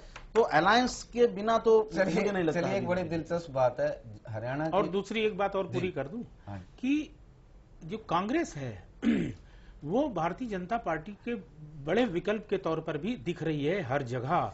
14 की 14 सीटों में मैं मुमताज इसी पे आ रहा हूं। हरियाणा की जनता का मैंडेट 16वीं सीट खुल रही है, ये है कि हजका और भाजपा इकट्ठे हो जाएं, नहीं तो चौटाला और कांग्रेस दोनों आ रहे हैं। कांग्रेस कम, चौटाला ज्यादा। हरियाणा की जनता का मैंडेट ये है। लेकिन आज सुन लीजिए बीजेपी का मैंडेट। रोहतक में बीजेपी के जनरल सेक्रेटरी और हरियाणा मामलों के सह प्रभारी डॉक्टर अनिल जैन ने साफ कह दिया है कि कुलदीप बिश्नोई मुख्यमंत्री की बात तो छोड़ दें और 20-25 सीटों पे बात करनी हो तो बात करें, और वो भी हरियाणा के स्थानीय नेताओं से। एक लफ्ज उन्होंने और भी कहा, उन्होंने कहा कि कुलदीप बिश्नोई अमित शाह और नरेंद्र मोदी से मिलने की बात छोड़ जाएं, भूल जाएं, यानी अपनी हैसियत में रहें और लोकल यूनिट से बात करें।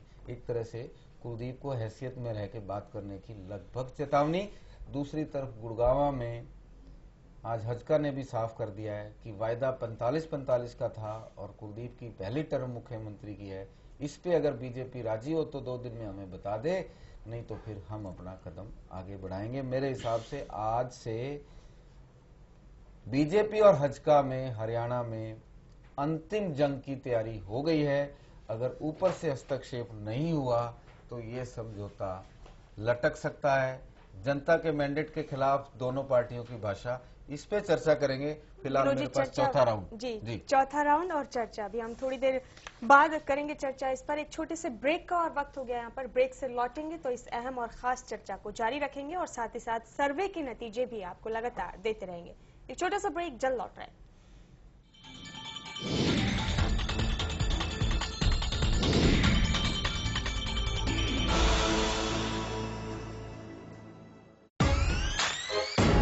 खातिर अन्न उपजाते अपने किसान हैं, दुनिया में नाम कमारे हमारे पहलवान हैं। सेना में 10वां सैनिक हमारा जवान है, आधुनिकता में भी छू रहने आया, पूरी दुनिया में अपनी अलग पहचान, पूरी दुनिया में अपनी अलग पहचान। चाहे खेत हो खेल या जंग का मैदान, सबसे आगे हरियाणा, सबसे ऊपर हरियाणा, नंबर 1 है हरियाणा जी, हुड्डा जी का हरियाणा।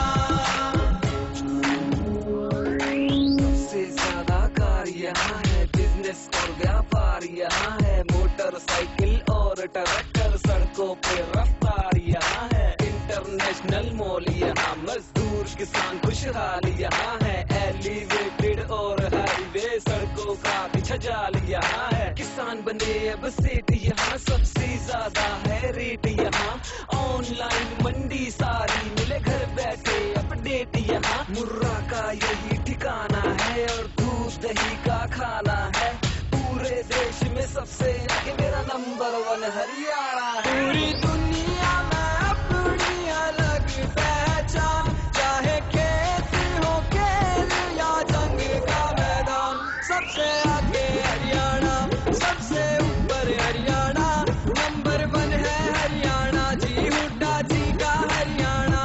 सबसे आगे हरियाणा, सबसे ऊपर हरियाणा, नंबर 1 है हरियाणा जी, हुड्डा जी का हरियाणा।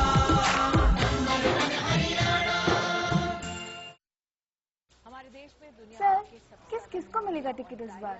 सुष्मिता, जनता अब हो गई है समझदार, पहले उम्मीदवार को तोलती है फिर बोलती है, टिकट तो मिलेगा उसे जो हर लिहाज से होगा हकदार। लेकिन सर हमारा सर्वे क्या कहता है? सुष्मिता, सर्वे पार्टियों की आंखें खोलता है, जो बताता है जनता करती है किसे पसंद और कौन है टिकट का असली हकदार।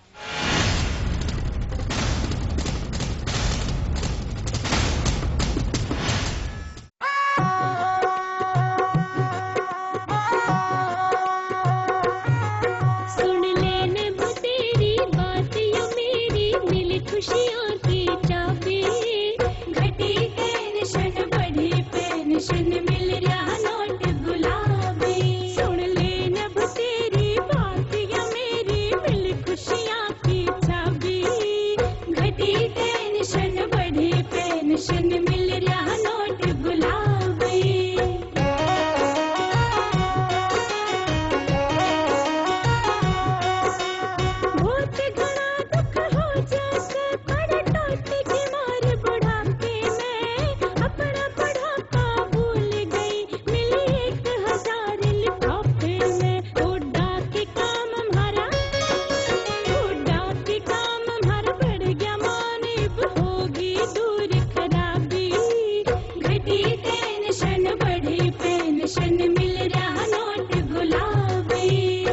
नेक नियत और विकास, इसी में जनता का विश्वास।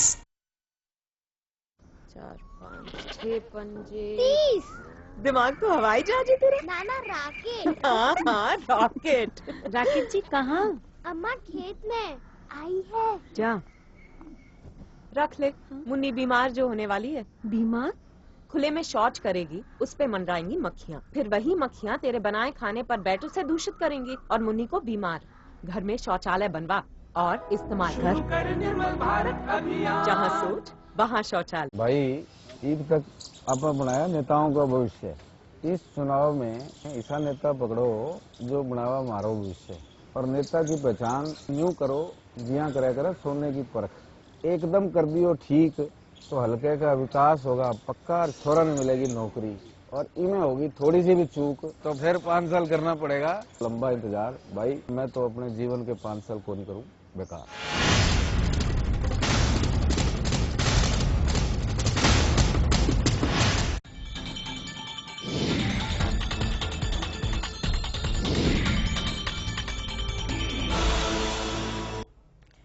ब्रेक के बाद टिकट का हकदार में एक बार फिर से हाजिर हूं मैं इस खास और अहम चर्चा के साथ। और इससे पहले कि आगे बढ़े, एक नजर फिर से अभी तक की सुर्खियों पर। कुलदीप के तेवर पर और गर्म हुई बीजेपी, कहा 45 सीटें और सीएम का पद भूल जाएं कुलदीप।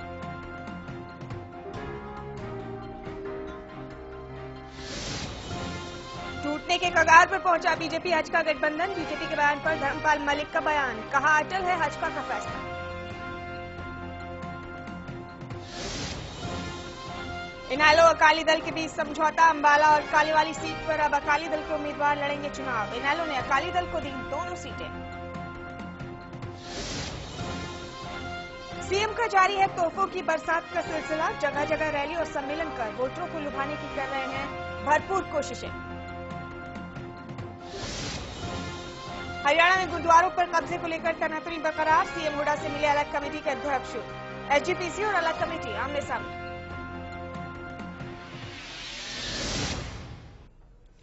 तो ये थी अभी तक की सुर्खियां। इसके साथ ही हमारे इलेक्शन ऑफिसर्स तैयार हैं चौथे राउंड के नतीजों के साथ। मनोज जी, आपसे गुजारिश है कि चौथे राउंड मेरे पास चौथा और 5वां राउंड, क्योंकि ब्रेक बड़ा था, दोनों राउंड हाजिर हैं और इन दोनों राउंड्स के बाद हम चर्चा करेंगे अपने मेहमानों से हज का और बीजेपी में अंतिम दौर की जंग। जैसे सेना लड़ती है, अंतिम दौर की जंग शुरू हो चुकी है, जंग का हशर क्या होगा अपने मेहमानों से राय लेंगे। और इसके साथ ही मैं चौथा राउंड अनाउंस करूंगा, 5वां और टोटल। चौथा राउंड गजय सिंह नंबरदार काफी नीचे आ गए हैं, उनको 2 वोट मिले हैं, 426। पहले राउंड में 42, दूसरे में 29, तीसरे में 11 और चौथे में 2। इसका भी हम मतलब समझेंगे कि एक राउंड बहुत ऊपर और एक राउंड, चौथा राउंड बहुत नीचे। इसका क्या मतलब होता है? रोहतास डागर थोड़ा इंप्रूव किए हैं, बीजेपी के वोट मिले 12, 2556। दयाराम यादव भी थोड़े से इंप्रूव किए हैं, 16 वोट, 3408।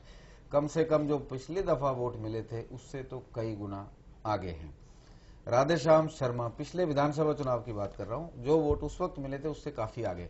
राधेश्याम शर्मा ने भी अपनी सेहत को काफी सुधारा है, 24 वोट, 5112।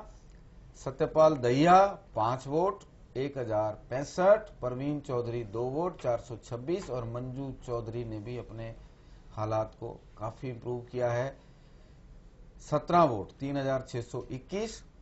राव अभेश सिंह आईएनएलडी की टिकट मांग रहे हैं, पूर्व आईएएस अधिकारी हैं। नारनौल में मुझे याद है इनको 1 ही वोट आया था, लेकिन नांगल चौधरी में इनको वोट आ रहे हैं, 8 वोट मिले, 1704।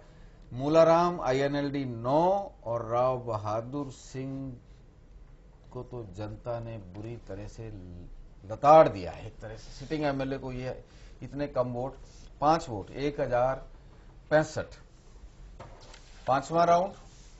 और अगर आप कहें तो प्रदीप जी मैं पूरा ही जोड़ के एक राउंड बोल दूं? दैट इज गुड है, पूरा बोल दूं? टोटल वोट, जी टोटल वोट मिले हैं सभी उम्मीदवारों को। गजय सिंह नंबरदार 84 वोट कांग्रेस की टिकट के लिए, कांग्रेस की टिकट के लिए नंबर 1, जनता की पहली पसंद, 84 वोट, 17,892। रोहतास डागर 39 वोट, 8,307। और दयाराम यादव बीजेपी रोहतास डागर से आगे 44 वोट, 9,372। राधेश्याम शर्मा और गजय सिंह नंबरदार में जनता के हिसाब से कड़ा मुकाबला है। राधेश्याम शर्मा अकेले इंडिपेंडेंट 82 वोट, 17,466। लेकिन नंबर 2, नंबर 1 पे गजय सिंह नंबरदार। सत्यपाल दहिया 67 वोट, 14,271। परवीन चौधरी 45 वोट, 9,585। मंजू चौधरी उम्मीद से कम, लेकिन इनेलो की पहली पसंद, 68 वोट, क्योंकि उनके मुकाबले में इनेलो में किसी और को वोट नहीं मिला है। और ये सर्वे 15 दिन पुराना है, टिकटें 2 दिन पहले अनाउंस हुई हैं। ये सर्वे लगभग 13 से 14 जुलाई के बीच हुआ है, 11, 12, 13 जुलाई के बीच हुआ है। उस वक्त के हिसाब से मंजू चौधरी को हमने हमारे डब्बे ने नंबर 1 दिया है और इनेलो ने उनको टिकट भी थमा दिया है 14,484। Others 10 vote 2,130। राव अभय सिंह के टोटल 20 वोट हुए हैं 4,260। एक अधिकारी जिसका कोई पॉलिटिकल एक्सपीरियंस नहीं है उनको भी वोट मिल रहे हैं। मूला राम को 31 वोट 6,603 और राव बहादुर सिंह सिटिंग एमएलए को केवल 21 वोट 4,473। तो नांगल चौधरी की जनता की पहली पसंद गजय सिंह नंबरदार कांग्रेस में और आईएनएलडी में पहली पसंद मंजू चौधरी, बीजेपी में पहली पसंद दयाराम यादव, इंडिपेंडेंट में पहली पसंद राधेश्याम शर्मा और कांग्रेस में दूसरी पसंद सत्यपाल दहिया और बीजेपी में दूसरी पसंद रोहतास डागर और आईएनएलडी में पहली और दूसरी और तीसरी पसंद मंजू चौधरी। क्या राय सर आपकी? विनोद जी अगर इजाजत हो तो हम दूसरा डब्बा आपसे खोलने के लिए कहें, तब तक आप चर्चा करेंगे और हमारे इलेक्शन ऑफिसर्स अपनी काउंटिंग जारी रखेंगे। अब इस सर्वे को मैच करेंगे, जनता बोलेगी पूरा तोलेगी के साथ और मैं इसका जरा सील मेहमानों को दिखा के, आप डिब्बा खोलिए। हम इस राउंड पे चर्चा करेंगे और फिर कुलदीप और भाजपा के बीच में हो रही तलवारबाजी पे भी चर्चा करेंगे। 6 राउंड नांगल चौधरी और इंडियन नेशनल लोकदल की पोजीशन क्या लगती है आपको सर?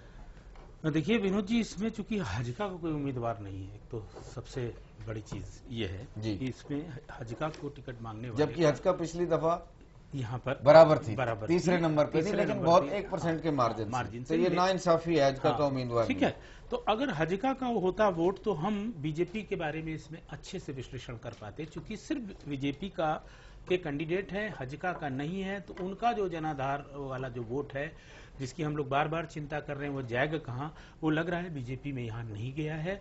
और ये जो दोनों बीजेपी के उम्मीदवार हैं वो 83 वोट ले रहे हैं, जबकि अकेले गजय सिंह जो कि बगावत की भी क्या कहते हैं कि लिए ताल ठोक रहे हैं, वो चुनाव लड़ेंगे। कांग्रेस देती है तो फायदे में रहेगी यहाँ पर, और नहीं देती है तो भी वो यहाँ पर फायदे में दिख रहे हैं इन जितने भी उम्मीदवार हैं। एक तो यहाँ पर ये संकेत दिख रहे हैं, और तीसरी चीज ये है कि आईएलडी ने यहाँ पर बुरी तरीके से अपना जनाधार खत्म किया है, और उसके ऊपर अगर मान लें कि कांग्रेस की इनकम्बेंसी है राज्य के अंदर, पूरे राज्य में डिस्क्रिमिनेशन हुआ है, सब कुछ हुआ है, लेकिन उस इनकम्बेंसी पे ये भारी पड़ रही है। आईएनएलडी की बात करूं तो पिछले साल हमें एक दूसरे चैनल पे एमएलए की परफॉर्मेंस पे प्रोग्राम कर रहा था, तो उसमें भी आईएनएलडी को रेड लाइट आई थी।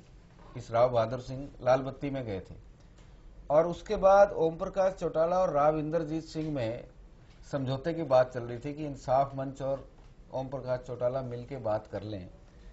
तो राव इंद्रजीत सिंह ने कहा था कि नांगल चौधरी तो सीट मेरी है, ओम प्रकाश चौटाला ने कहा कि नांगल चौधरी। तो ये अभी अनौपचारिक बातें थी, सिरे नहीं चढ़ी। आईएनएल बाद में चले गए, वो तो बीजेपी में चले गए, लेकिन मैं आप छोटा सा उदाहरण दे रहा हूँ। तो चौटाला ने कहा कि नांगल चौधरी तो मेरा सिटिंग एमए जीता हुआ हूँ। तो उनको किसी ने कहा कि वो आपका जो टिकट ना मिलेगी दोबारा का सर्वे है वो तो आपको रेड लाइट में डाल रहा है। बोला मैं टिकट बदल दूंगा पर सीट नहीं छोड़ूंगा। तो फिलहाल जो 1 साल बाद भी जो नतीजे आ रहे हैं वो यही आ रहे हैं कि आईएनएलडी के कैंडिडेट ने वहां काम नहीं किया, यानी कि वहां पर उस लाल बत्ती के बाद भी उन्होंने सबक नहीं लिया। सुधरे नहीं। एक बात और भी है, उनको टिकट मिल गई, वो राव साहब के नाम से जीत जरूर गए, लेकिन उनका जो कार्य क्षेत्र रहा है वो राजस्थान रहा है। तो शराब का बिजनेस है उनका, ज्यादा जो इस तरह के बिजनेस होते हैं उसमें वो अपने पुराने एरिया में हरियाणा वर्सेज राजस्थान बहुत स्मगलिंग होती है, तो उसी में लोग बिजी रहते हैं। शायद वो काम इंसाफ नहीं कर पाए अपने हल्के के साथ, उसका नतीजा ही। कमल जी क्या कहेंगे? बिल्कुल जो बात आपने कही बिल्कुल वही नजर आ रही है। हालांकि आईएनएलडी बहुत ज्यादा पीछे उस सेंस में नहीं दिख रही है, लेकिन मुकाबला जो दिख रहा है अगर इंडिविजुअल्स को देखा जाए तो कांग्रेस के गजय सिंह नंबरदार और राधेश्याम शर्मा में दिख रहा है, जो इंडिपेंडेंट चुनाव लड़ने की तैयारी कर रहे हैं। आईएनएलडी भी अगर आप उनके सारे कैंडिडेट्स की जोड़ दें तो राधेश्याम भी पुराने कांग्रेसी हैं। पुराने कांग्रेसी, कांग्रेस वर्सेस कांग्रेस हो जाएगा। नहीं, इस बार वो इंडिपेंडेंट भी लड़ना चाहते हैं। देखिए दोनों जो उम्मीदवार हैं ये इस चीज को रूल आउट नहीं कर रहे हैं कि अगर उनको टिकट नहीं मिला कांग्रेस का तो हम इंडिपेंडेंट नहीं लड़ेंगे, चाहे वो नंबरदार हो चाहे वो राधेश्याम हो। राधेश्याम तो ये कह रहे हैं कि मेरा कांग्रेस की कम मुझे जरूरत है, मुझे इंडिपेंडेंट लड़ना है, उनके बारे में यही है। तो मेन जो मुकाबला इसमें, मतलब हरियाणा में ये पहली सीट है जहां इंडिपेंडेंट सीधा सीधा पार्टियों को चुनौती देता हुआ नजर आ रहा है। और दमदार भी है वो। और आपने उस दिन पूछा भी था हरियाणा में कितने इंडिपेंडेंट जीतेंगे, तो मैंने कहा था कम से कम 5। तो 16 में 1, 90 में 5 मतलब 5 कम से कम लड़ाई में रहेंगे। एक आधी सीट हमने और भी देखी है जहां पर इंडिपेंडेंट स्ट्रॉन्ग आया। टोहाना सीट हमने देखी थी। हाँ, टोहाना में देवेंद्र बबली बहुत देवेंद्र बबली भी स्ट्रॉन्ग है, उनकी रैली भी तो बड़ी स्ट्रॉन्ग रैली नजर आई हो। जी जी प्रदीप जी, इस सीट को टिकट का हकदार के हिसाब से इसका टिल्ट मूड क्या देख रहे हैं? इसका टिल्ट ये देख रहा हूं कि पार्टियों पर व्यक्ति भारी है। पार्टियों पर व्यक्ति भारी है। अगर एक लाइन में मुझे कहना हो तो पार्टियों, अब जिस पार्टी को अपनी दुकान सजानी है और जीत को सुनिश्चित करना है, वो इन उम्मीदवारों में से ठोक बजाकर ले और अपना जो उनका जो भी परसेंटेज ऑफ वोट है, उनके इंडिविजुअल जो उनका सोशल वर्क है, मतलब इसमें नंबर 1 को कांग्रेस पकड़ ले, नंबर 2 को बीजेपी पकड़ ले और नंबर 3 को हजका पकड़ ले। अगर अलग अलग होता है तो इनेलो ने पकड़ ही लिया है, तो 4 तो अनाउंस कर ही दिया। अच्छा तमाशा हो जाएगा। लेकिन एक बात और कहना चाहूंगा कि ये सीट जो मुझे लग रहा है, और मेरा ये आंकड़ों के आधार पे भी कह रहा हूं और इंट्यूशन भी कह रहा है कि आईएनएलडी यहाँ पर फिर से रिपीट नहीं होगा। लेकिन आईएनएलडी बड़े दम ठोक के उसने अपने खाते में सीट लिख रखी है। उन्होंने लिख रखी है, लेकिन ये मैंने कहा ना कि इसीलिए कैंडिडेट बदला है। इन आंकड़ों से मुझे ऐसा लग रहा है। और जो अब तक की जिस तरह की सीट खुली है, जो पैटर्न आया है, दूसरा सर्वे आ जाता है उसमें आईएनएलडी की पॉपुलैरिटी देख लेते हैं। हो सकता है कि हो जाए। इस सीट पर एक चीज और कहूंगा, इस सीट पर जातीय समीकरण भी बहुत मैटर करेगा, क्योंकि तीन बड़ी कम्युनिटीज हैं वहां पर, गुजर हैं, जाट्स हैं, यादव हैं। तो उस सेंस में इस सीट पर क्या समीकरण बनता है? और दहिया जी भी देखिए, ऐसा नहीं है जो कांग्रेस के उम्मीदवार हैं सारे वोट दहिया जी 67 वोट ले रहे हैं, 67। और अगर सारे इकट्ठे हो जाते हैं तो बल्ले बल्ले हो जाएगी, फिर कांग्रेस सुनिश्चित। तो हुड्डा जी को सलाह, अपने तीनों उम्मीदवारों को इकट्ठा कीजिए और एक जो सबसे बेस्ट, किसी को चेयरमैन बनाइए, जिस पे सबसे ज्यादा सहमति हो उसको टिकट दे दीजिए। तो ये सीट आईएनएलडी के मुकाबले में, आप इस सीट पर थोड़े हरियाणा के मुकाबले में ज्यादा सुधरे हुए नजर आएंगे, ऐसा लग रहा है। जी बिल्कुल। अगर विनोद जी, अभी वक्त कम है हमारे पास, एक और छोटा सा ब्रेक हमें यहाँ लेना पड़ेगा। ब्रेक के बाद लौटेंगे तो दूसरे सर्वे के नतीजे भी आपको बताएंगे, साथ ही साथ नांगल चौधरी पर भी और सूबे की तमाम ताजा सियासी सरगर्मियों पर भी अपनी इस खास और अहम चर्चा को जारी रखेंगे। एक छोटा सा ब्रेक, जल्द लौट रहे इसी खास पेशकश के साथ।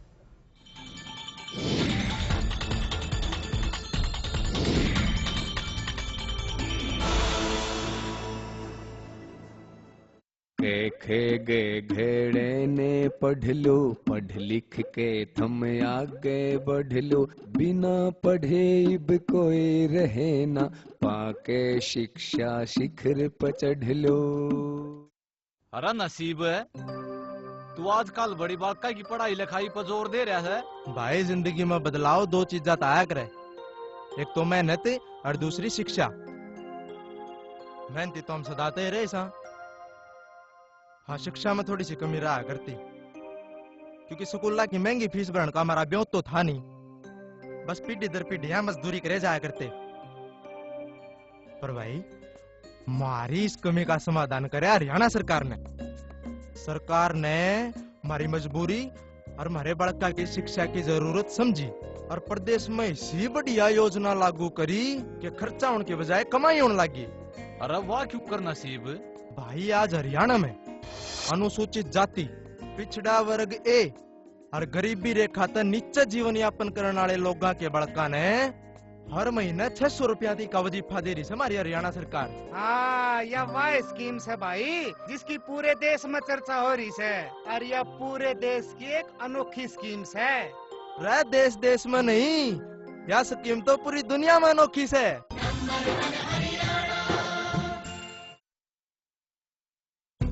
मेरा बार बार सर्वे करने का मकसद है राजनीति में नए लोगों को आगे लाना, ऐसे लोगों को आगे लाना जो अपनी चौधर की राजनीति नहीं करें बल्कि जनता की चौधर के लिए राजनीति करें।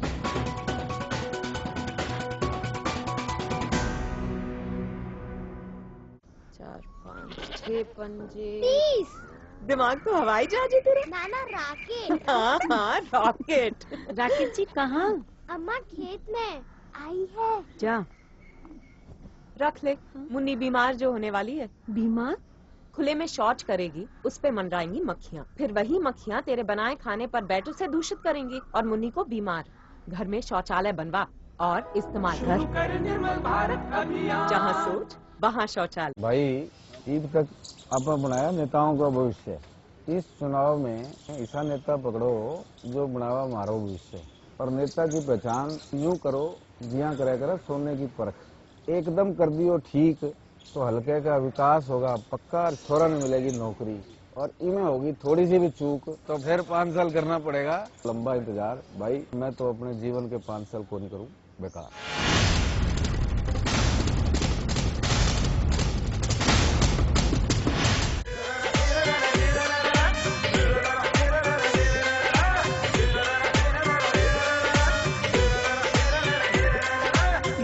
नियत राज चलारा जनता में विश्वास जमारा। नियत राज चलारा जनता में विश्वास जमारा। चमके घना विकास करारा देश में अपना नाम कमारा। घना विकास करारा देश में अपना नाम कमारा। मेहनत करके हरियाणा ने शिखर पे ल्यारा से।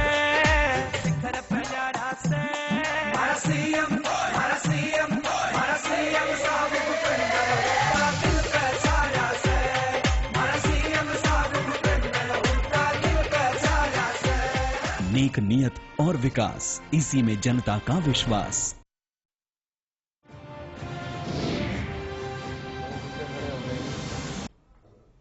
ब्रेक के बाद एक बार फिर से बहुत बहुत स्वागत है आप सबका। नांगल चौधरी के दूसरे सर्वे की लगातार गिनती जारी। हमारे इलेक्शन ऑफिसर्स लगे हुए अपनी जिम्मेवारी अदा करने में और राउंड्स पर बात करते करते आगे बढ़ना है। पिछले चुनाव की भी बात करते हुए और जान लेते हैं क्या कहती है नांगल चौधरी की जनता। और आइए जानते हैं कि पिछले खोज इंडिया का सर्वे सूबे की हर सीट पर चल रहा है और पार्टियों की स्थिति साफ कर रहा है। चलिए एक रिपोर्ट के जरिए हम आपको दिखाते हैं कि कहां से कौन सी पार्टी बाजी मार सकती है। जिस पार्टी के लिए ग्रीन लाइट जल रही है उसका मतलब है इस पार्टी के लिए वो सीट तकरीबन पक्की है और येलो लाइट का मतलब है कि वो दूसरे नंबर पर है। यानी वो पार्टी अगर उस एरिया में पीछे जरूर है पर अगर काम करे मेहनत करे तो उलटफेर करने का मादा रखती है। इसके अलावा रेड लाइट का मतलब है कि उस विधानसभा सीट पर इस पार्टी के लिए खतरा है। आइए एक नजर डालते हैं।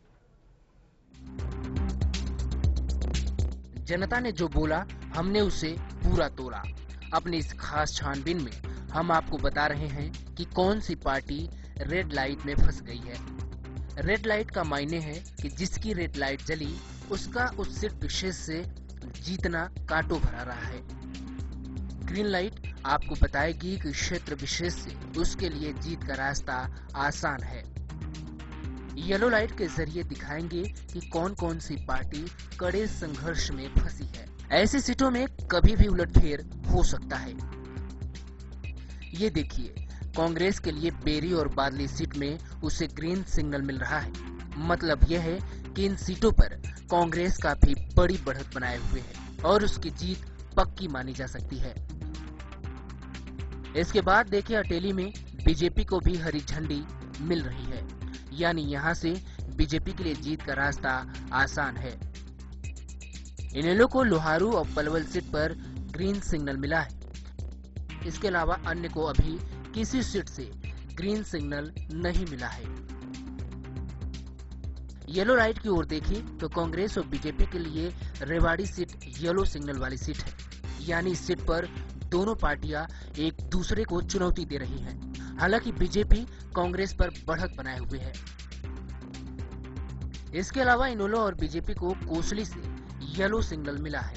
इस सीट पर फिलहाल इनेलो आगे है और कैसा भी फेरबदल इस सीट पर हो सकता है। वही बात करें नारनौल सीट की तो इनेलो और कांग्रेस को येलो सिग्नल मिल रहा है। हालांकि यहाँ इनेलो कांग्रेस पर भारी पड़ रही है। हथीन विधानसभा क्षेत्र में इनेलो और कांग्रेस की पीली बत्ती जली है। बेशक इनेलो कांग्रेस से बढ़त बनाए हुए है पर दोनों पार्टियां कड़े संघर्ष में फंसी है। इसके अलावा बहादुरगढ़ में भी कांग्रेस और इनेलो को येलो सिग्नल मिल रहा है, पर यहाँ कांग्रेस इनेलो पर भारी पड़ रही है। सोहना विधानसभा क्षेत्र में बीजेपी और इनेलो को येलो सिग्नल मिला है। हालांकि इनेलो बढ़त बनाए हुए है। टोहाना विधानसभा सीट की बात करें तो यहाँ के नतीजे सबसे जुदा हैं। इस सीट पर कांग्रेस, बीजेपी और इनेलो के बीच त्रिकोणीय मुकाबला है। तीनों पार्टियों को येलो सिग्नल मिल रहा है। हालांकि यहाँ कांग्रेस का पलड़ा इनेलो और बीजेपी पर भारी है। इसके अलावा नूह विधानसभा क्षेत्र में इनेलो और कांग्रेस के लिए पीली बत्ती जली है। अब सीधे चलते हैं फिरोजपुर झीरका विधानसभा क्षेत्र की ओर, जहां कांग्रेस और इनेलो के बीच कांटे की टक्कर बनी हुई है, जिसके साथ इन्हें येलो सिग्नल मिल रहा है, जबकि कांग्रेस इनेलो पर मामूली बढ़त बनाए हुए है। और बात करें रेड सिग्नल वाली सीटों की तो कांग्रेस के लिए कोसली, अटेली, लोहारू, सोहना, पलवल और पुन्हाना रेड सिग्नल वाली सीट है। बीजेपी के लिए बादली, नारनौल, लोहारू, हथीली, बहादुरगढ़, पलवल, नूह और फिरोजपुर झीरका सीटें रेड सिग्नल वाली हैं। इनेलो के लिए रेवाड़ी, बेरी, अटेली, बादली रेड सिग्नल वाली सीटें हैं। अन्य के लिए सभी 15 सीटों पर रेड सिग्नल है। सर्वे टीम खोज इंडिया। तो अभी तक की उन 15 सीटों का लेखा जोखा जिनका सर्वे खोज इंडिया के इस खास शो टिकट का हकदार के जरिए हमने किया है। टिकट का हकदार अब नांगल चौधरी में कौन होना चाहिए, क्या है जनता की पसंद, आइए ये भी जानते हैं खुद जनता की जबानी।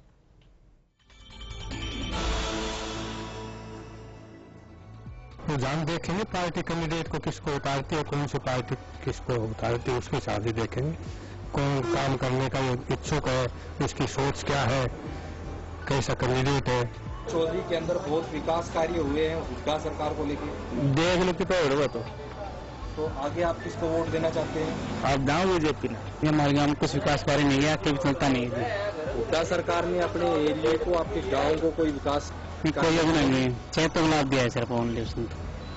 और अब आप किसको वोट करना चाहोगे? हम बीजेपी को समर्थन करना चाहते हैं। बीजेपी को, वो क्यों? क्योंकि सेंटर में बीजेपी है, हरियाणा में भी बीजेपी आनी चाहिए। कोई का विकास कार्य नहीं करवाया अभी तक तो, कोई विकास कार्य नहीं हुआ।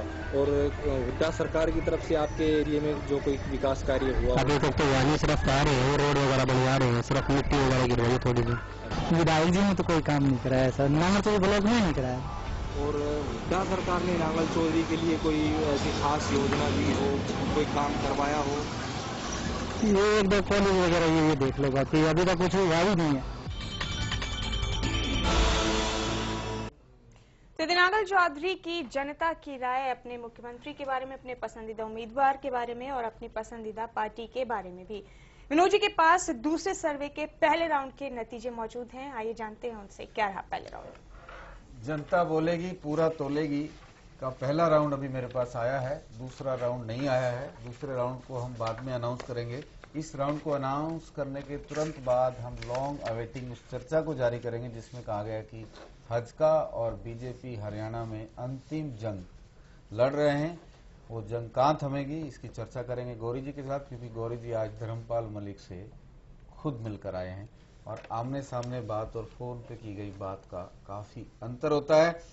राउंड 1 जनता बोलेगी पूरा तोलेगी में आईएनएलडी जिस तरह से टिकट का हकदार में बुरी तरह पिटी है, वो जनता बोलेगी पूरा तोलेगी में बिल्कुल नहीं पिट रही है, बिल्कुल अलग नतीजे हैं। इसका मतलब ये हुआ कि कैंडिडेट पसंद नहीं है, पार्टी नापसंद नहीं है। नंबर्स अनाउंस करूंगा, पर सीक्वेंस में पहले नंबर पर बीजेपी है। BJP 12 vote 2556। जैसे दहिया साहब कह रहे थे कि मोदी का नशा उतर गया, और मैंने कहा कि पानी निचड़ते निचड़ते टाइम लेता है, अभी पानी टाइम ले रहा है। 12 वोट 2556। आईएनसी कांग्रेस 2769, बीजेपी से आगे 13 वोट। और इंडियन नेशनल लोकदल ने यहाँ पे छक्का लगाया है 46, 9798 वोट। हरियाणा जनहित कांग्रेस 6 वोट 1278। प्रदीप जी याद कर रहे थे कि यहाँ पे हरियाणा जनहित कांग्रेस का कोई कैंडिडेट नहीं है, लेकिन पार्टी को हमने रखा है, जनता बोलेगी पूरा तोलेगी में, और बीएसपी को तो कोई मना ही नहीं कर सकता। 2 वोट 426 अदर्स के रूप में यहाँ, क्योंकि इस सर्वे में इंडिपेंडेंट कैंडिडेट का नाम नहीं होता क्योंकि उनकी कोई अपनी पार्टी नहीं होती, फिर भी जहां अदर्स को वोट ज्यादा आते हैं तो हम टिकट का हकदार में जिस कैंडिडेट को ज्यादा वोट आए होते हैं, ये वोट हम लगभग उन्हीं के खाते में मानते हैं। तो ये राधेश्याम शर्मा के खाते में मान लिए जाएं तो बड़ी अच्छी पोजीशन है उनकी। 4473 वोट, 21 वोट। हाँ, total numbers of vote 21, vote value 213 गुना करके 4473, 0 वोट। जब तक दूसरा राउंड आएगा, गौरी जी आज आप धर्मपाल मलिक से मिलके आए हैं और हमने अनिल जैन से बात की है, दोनों की बातें हमने अभी अनाउंस की, टीवी पे बताया है। क्या लग रहा है, ये अंतिम जंग थमेगी या बढ़ेगी? नहीं, ये टूट गया समझौता। ये Straight, जो भाषा है, पक्का? ये जो भाषा है ये टूटने वाली भाषा है जी, दोनों तरफ से। मुद्दों को जिस लेवल पर रेज किया जा रहा है और जो पर्सनल हिट्स किए जा रहे हैं, बिलो द बेल्ट, एक तरह से आज के बयान आए कि आप खाली स्टेट लीडर से बात कीजिए और ये छोड़ दीजिए वो छोड़ दीजिए, ये कोई समझौते वाली भाषा नहीं है। और उस तरफ से भी ये चीज क्लियर की जा रही है। कुलदीप भी अब इस इश्यू को थोड़ा पब्लिकली फाइट कर रहे हैं, मीडिया के पास ले जा रहे हैं, जनता के बीच जा रहे हैं, मेरे से धोखा कर रही है, मेरे से धोखा हो गया, तो वो आगे का जिस तरह से उनको प्रचार करना है उसकी प्रचार की भूमिका वो बना रहे हैं जी। तो उस तरफ से भी एक क्लैरिटी है। मेरी हजका के कुछ सीनियर लीडर से अंदर भी बात हुई ऑफ द रिकॉर्ड, उनका भी यही कहना है कि मोटे तौर पर टूट गया है। अब इसमें बचने का सिर्फ एक ही चीज है, क्योंकि बीजेपी इस लेवल पर एक प्रेशर भी बना सकती है। इसको अगर कोई टॉप लीडरशिप इसको हैंडल करे, मान लीजिए अमित शाह या नरेंद्र मोदी इसमें पढ़ के, वो तो अनिल जैन ने कह दिया कि उनको बात नहीं कर हैसियत में रहे, वहां नीचे बात करें। हाँ, वो कह तो दिया, लेकिन फिर भी अगर ये सेंसेस, गुड सेंसेस आते हैं कि कोई ये बताता है, बीजेपी को शायद ये लगता है कि वो अपने बूते चुनाव जीत सकते हैं। लेकिन हमारा जो सर्वे है वो कहीं नहीं ये दिखाता है कि वो कहीं भी जीत रहे हैं। अगर वो जीत गए तो हमारा सर्वे गलत हो जाएगा। हालांकि अभी सर्वे 3 पलटे खाएगा। मैं लास्ट राउंड का जो सर्वे होगा, जो चुनाव से 4 दिन पहले होगा, उसी को हम अपना पक्का सर्वे मानेंगे। ये तो प्राइमा फेसी इंडिकेटर्स हैं, केवल इंडिकेटर्स हैं। इसको सर्वे कच्चा सर्वे मानिए, जब पक्का पर्चा होगा तब बताएंगे। वैसे भी हमारे सर्वे में एक चीज, अभी हमने साउथ हरियाणा को ज्यादा टच किया है, तो जब हम दूसरे एरियाज में जाएंगे, जैसे हमने जब टोहाना खोला तो अनएक्सपेक्टेडली बीजेपी के पास ज्यादा वोट थे, जो उम्मीद नहीं थी। बीजेपी कभी वहां प्लेयर नहीं रही। इस तरह से जब हम नॉर्थ हरियाणा में जाएंगे तो अलग ट्रेंड्स आ सकते हैं। एज ऑफ नाउ जो हम बात कर रहे हैं उसमें हमारे को ये दिख रहा है बीजेपी अपने बूते नहीं दिख रहा है कि जनता का मैंडेट ये है कि समझौता करके लड़े, लेकिन बीजेपी इतना हाइप्स पे है कि वो है ना। मैंने एक बार पहले भी कहा कि बीजेपी ये समझ नहीं पा रही है कि 8 सीटें आ गई, अब हम इसको हैंडल कैसे करें, इस सिचुएशन को हैंडल कैसे करें। बिकॉज कई बार क्या होता है कि अनएक्सपेक्टेड पैसा आ जाता है तो बावड़ा हो जाता है आदमी, इसको कहाँ रखूं, कभी नीचे रखता है कभी ऊपर रखता है। क्या हरियाणा में बीजेपी की वही स्थिति है? देखिए, एक कविता की पंक्ति है, वह खाए बौराए वो पाए बौराए। हाँ जी, वो खाए बौराए वो पाए बौराए। इसकी जरा वो 3 बेर खाती थी, वे 3 बेर खाती हैं। मतलब 3 बेर खाती थी और वो 3 बार खाती थी। तो कोई चीज खा के, जैसे बीजेपी को 8 सीट मिल गई है तो खा के बौरा गई है, तो वो वाली स्थिति है। लेकिन जहां तक समझौते की बात है तो मुझे जो लग रहा है, हालांकि बहुत देर कर रही है बीजेपी, इसका उसको लगातार नुकसान हो रहा है। मुझे लग रहा है कि अल्टीमेटली हाईकमान इंटरवीन करेगा और हमने ऐसे बहुत सारे नाजुक मोड़, कुल मिला के आपका ऑब्जर्वेशन ये है कि अभी नीचे की सेना से तलवारें निकलवा रहे हैं, बाद में फंसी हुई तलवारें खोलेंगे और अब खुलना शुरू होगी। उसकी वजह ये कि धर्मपाल मलिक जो कि समन्वय समिति के चेयरमैन है और कुलदीप बिश्नोई जो हजका के सुप्रीमो है जी, अभी तक ये भी नहीं आ रहे थे। उनके प्रवक्ता कर रहे थे, उधर से प्रवक्ता कर रहे थे। अब सह प्रभारी अनिल जैन और कोई बत्रा साहब और इस तरह के प्रवक्ता लोग थे जो, और आज देखिए बड़ा दिलचस्प है कि पूरे हरियाणा के डिफरेंट कॉर्नर से एक ही लाइन ली है भारतीय जनता पार्टी ने, हम तो भाई आपको सीएम सिर्फ को देंगे नहीं और 45 की तो सब बात ही ना कीजिए। तो ये चारों तरफ से आई है बात। लेकिन मुझे अब भी लगता है कि भारतीय जनता पार्टी जो दबाव की राजनीति कर रही है कि कुलदीप कम सीटों में मान जाएं, अपनी चीफ मिनिस्टरशिप को विड्रॉ कर लें, वो उसका रास्ता अभी एक जगह खुला है। अगर ये ऊपर के लेवल पे हो चुका होता तो मैं कह सकता था कि ये तो गठबंधन गया, लेकिन अभी आखिरी तार टूटना बाकी है।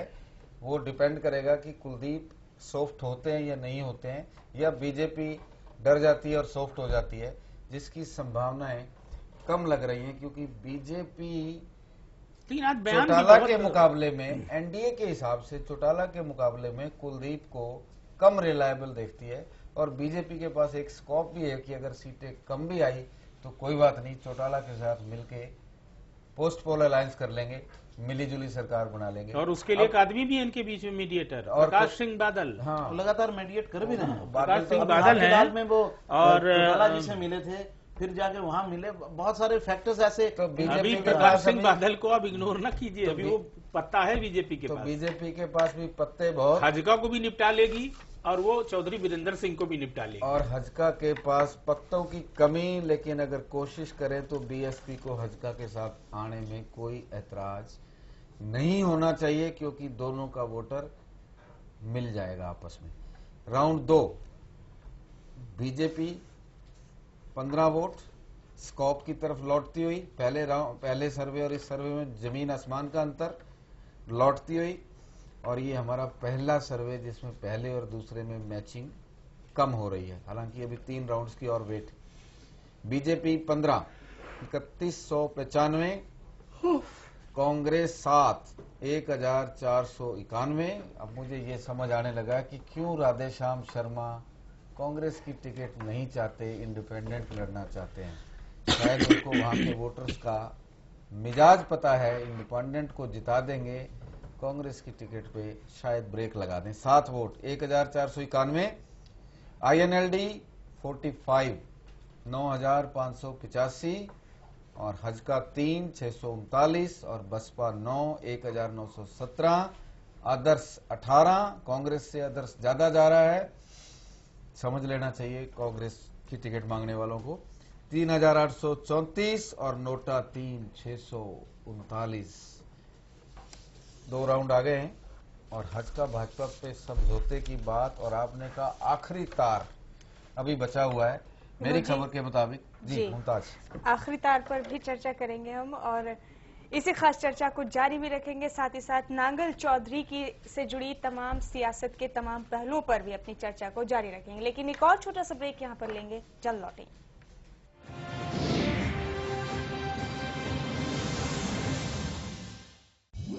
अड़े छैल छबीले छोरे, वीरा के गजब डिठोरे, एक बैजो देख ले फिर भूले ना।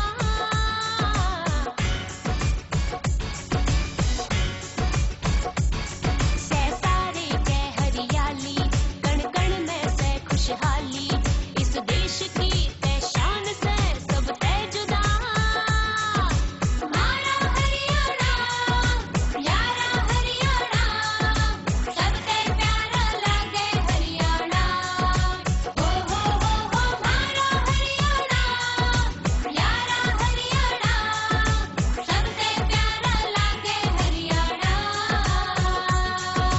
हुडा साहब ने करे प्रयास, सबसे ज्यादा हुए विकास, प्रति व्यक्ति आय बढ़ा के बना दिया हरियाणा खास। सबसे कम बिजली के दाम, खेल नीति में बड़े इनाम, सबसे ज्यादा पेंशन देके बुजुर्गों का बढ़ाया मान। हम सब ने अब ये ठाना है, ना पीछे कदम हटाना है, आगे बढ़ते जाना है, बस आगे ही बढ़ते जाना है। हमारा हरियाणा यारा हरियाणा, सबसे प्यारा लागे हरियाणा। हो हमारा हरियाणा यारा हरियाणा, सबसे प्यारा लागे हरियाणा। नेक नियत और विकास, इसी में जनता का विश्वास। मेरा बार बार सर्वे करने का मकसद है राजनीति में नए लोगों को आगे लाना, ऐसे लोगों को आगे लाना जो अपनी चौधर की राजनीति नहीं करें, बल्कि जनता की चौधर के लिए राजनीति करें।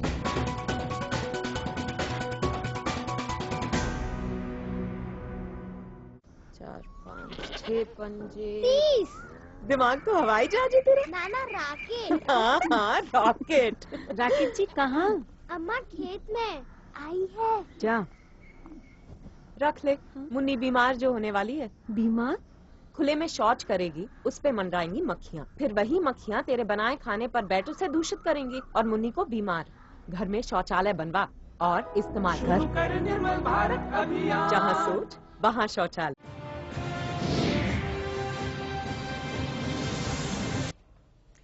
ब्रेक के बाद एक बार फिर से बहुत बहुत स्वागत है आप सबका। और इससे पहले कि आगे बढ़े, एक नजर फिर से अभी तक की सुर्खियों पर।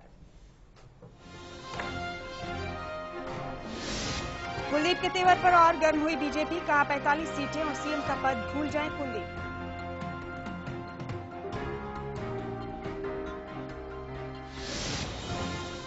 टूटने के कगार पर पहुंचा बीजेपी हजका गठबंधन। बीजेपी के बयान पर धर्मपाल मलिक का बयान। कहा अटल है हजका का फैसला। इनेलो अकाली दल के बीच समझौता। अंबाला और कालावाली सीट से अब अकाली दल के उम्मीदवार लड़ेंगे चुनाव। इनेलो ने अकाली दल को दी दोनों सीटें। सीएम का जारी है तोहफों की बरसात का सिलसिला। जगह जगह रैली और सम्मेलन कर वोटरों को लुभाने की कर रहे हैं भरपूर कोशिश। हरियाणा में गुरुद्वारों पर कब्जे को लेकर तनातनी बरकरार। सीएम हुड्डा से मिले अलग कमेटी के अध्यक्ष। एसजीपीसी और अलग कमेटी आमने सामने।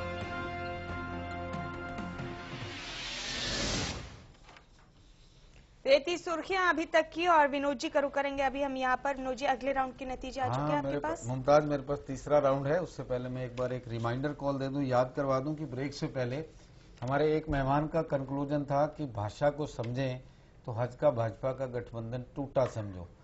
और मेरे दूसरे मेहमान का ओपिनियन है कि नहीं, अभी एक तार बाकी है। तीसरा राउंड अनाउंस करने के बाद खोजेंगे वो कौन सा एक तार बाकी है। तीसरा राउंड, बीजेपी वापिस लौट रही है, नीचे आ रही है। राव इंद्रजीत सिंह अगर हस्तक्षेप करें तो शायद ऊपर आए, नहीं तो नीचे जाने का सिलसिला शुरू हो गया है। 8 वोट 1704।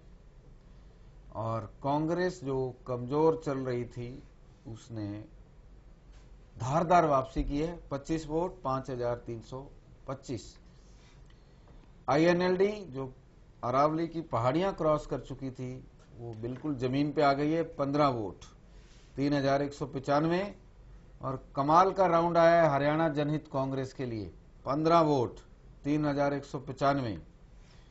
तो भिवानी से कुलदीप बिश्नोई चुनाव लड़ते रहे हैं, हालांकि वो छोड़ के हिसार चले गए, फिर भी भिवानी महेंद्रगढ़ वाले कुलदीप बिश्नोई को नहीं भूले हैं। और कुलदीप बिश्नोई को ये याद रखना चाहिए, एक सीट से जहां चुनाव लड़े हैं वहां बार बार लड़ो, उस सीट के साथ न्याय करो। सीटें बदलना खतरनाक हो सकता है। BSP 0, others 34। बार बार राधेश्याम शर्मा याद आ रहे हैं। 7242। और नोटा ने भी खाता खोला। 3 वोट 639। 3 राउंड और चौथा और पांचवा राउंड भी 10 मिनट में आ जाएगा। तब तक गौरी जी मैं आपसे जानना चाहूंगा जी, दोनों पार्टियों ने मैदान में सेनाएं उतार दी हैं। मैं उन सेनाओं का मतलब ये कह रहा हूं कि बीजेपी जगह जगह से लोगों को शामिल कर रही है। कुलदीप से पूछा नहीं जा रहा। रानिया से जगदीश नेहरा को, हथीन से कल शामिल कर लिया उनको, अपना हर्ष कुमार को जो इंडिपेंडेंट लड़ना चाहते थे उसके बगल वाली सीट पे खड़ा अपना सुभाष कत्याल को शामिल किया है। मान लीजिए 45-45, 35-40, 35-55 की बात भी हो, हर सीट पे बीजेपी कमिटमेंट करके आदमी उतार रही है। कल से कुलदीप ने भी शुरू कर दिया। जब से इनेलो में विद्रोह शुरू हुआ है तो कुलदीप ने भी इनेलो के मसालेदार लोगों को लेना शुरू कर दिया है। संडोरा में उन्होंने, रादौर में उन्होंने किसी को लिया है, वो काफी इंपॉर्टेंट व्यक्ति है। तो ऐसी पोजीशन में वो कौन सा तार आखिर बचता है जो इनको दोबारा जोड़ दे? देखिए, टॉप लीडरशिप कि अगर मान लीजिए लास्ट मिनट में, अभी ये एक टैक्टिक भी हो सकती है बीजेपी की कि इतना प्रेशर बनाया जाए कुलदीप पर कि कुलदीप एक चीज पे मान जाए। सीट्स को लेकर दोनों पार्टीज में फ्लेक्सिबिलिटी है। जैसे आज जब मैं मिला धर्मपाल जी से, उन्होंने कहा 45 सीटें कोई मर्जी दे दीजिए। उनकी ये भी इंसिस्टेंस नहीं है कि हमको यही सीटें चाहिए, उन्होंने कहा कोई 45 सीटें दे दीजिए। तो यहां पर फ्लेक्सिबिलिटी है। लेकिन बीजेपी जो सीएम का पद छुड़वाना चाहती है कि कुलदीप इस चीज को छोड़ दें कि मैं सीएम होऊंगा, तो ये एक जो आपने कहा कि बैटल उस समय चल रही है, वॉर ऑफ नर्व्स है, आखिरी लड़ाई चल रही है, जंग। उसमें अगर कुलदीप थोड़े झुक जाते, क्योंकि कुलदीप लगातार झुकते रहे हैं, कुलदीप की ये हिस्ट्री रही तो है। बीजेपी को आदत पड़ गई, ठुंगे मारते जाओ, पड़ गई है थोड़ी सी कि उनको दबा लिया जाए। जैसे करनाल की सीट पर भी आज चर्चा हुई उनसे, उन्होंने कहा हमने बहुत सारे कैंडिडेट दिए, उन्होंने किसी हर कैंडिडेट पर उन्होंने क्वेश्चन मार्क लगा दिया। हमको कहा कि आप बीजेपी को ठुंगे मारने की आदत पड़ गई है। और हमारे हरियाणा में एक कहावत है, मतलब इसका उससे रेलेवेंसी नहीं है, पर जैसे चुटकुले में लोग सुनाते हैं कि एक नाई को भी ठुंगे मारने की आदत पड़ गई थी, और वो जितने लोग आते थे तो उनको सिर पे जब बाल कटाई करता था ठुंगा लगाता था। एक अग्रवाल साहब को उन्होंने ठुंगा लगाया। अग्रवाल साहब बेचारे शरीफ आदमी थे, उन्होंने 10 का नोट निकाल के पकड़ा दिया नाई को लगाया। ठुंगा लगाने का तो इनाम मिलता है। अगली बार उसने ठुंगा लगाया ठाकर को, उन्हें तलवार निकाली और नाई का गर्दन और धड़ अलग करके रख दिया। तो बीजेपी ठुंगे लगा रही है। प्रदीप जी, ठुंगों का अंत क्या होगा?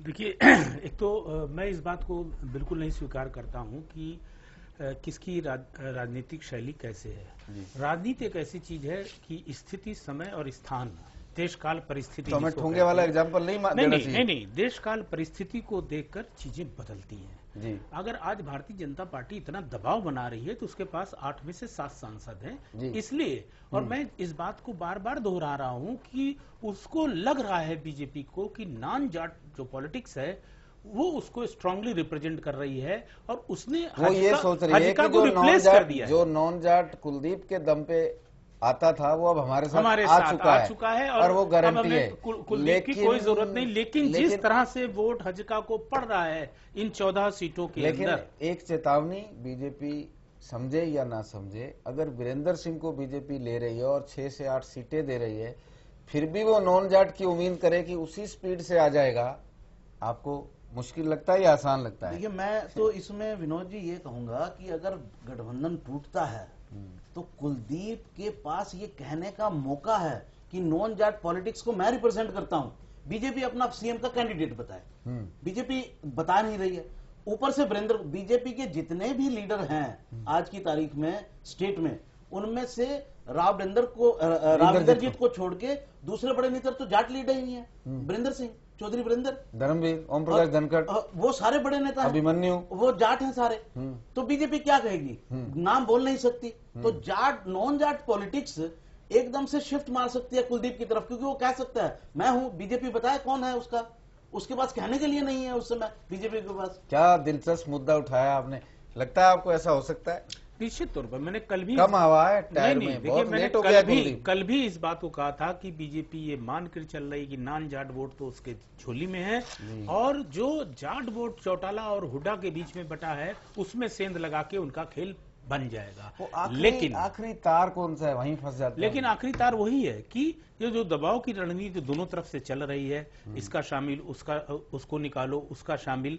और लेकिन आज जिस तरह से नया घटनाक्रम है कि आज जिस तरीके से हजका का सुप्रीमो, समन्वय समिति का प्रधान जिस तरह से इंटरव्यू, अभी दोनों का सेकंड लाइन ऑफ एक्शन से चल रहा था बहस, आज खुलकर मामला आ गया, और उसमें टाइम लिमिटेशन भी, उसमें टाइम बाउंड है, 48 घंटे का समय भी दिया गया है कि भैया कर लो, नहीं तो राम राम, और हम 90 के लिए तैयार। एक सवाल और है, दोनों ने अपनी बैरकों से सेना निकाल दी है। कुलदीप भी टिकट की गारंटी पे लोगों को शामिल करने लगे, हालांकि कुलदीप ने बहुत इंतजार किया, आज से शुरू किया, और बीजेपी तो लोकसभा के बाद से ही लगी हुई है और बहुत सी जगह पे उन्होंने टिकटों की कमिटमेंट कर दी है।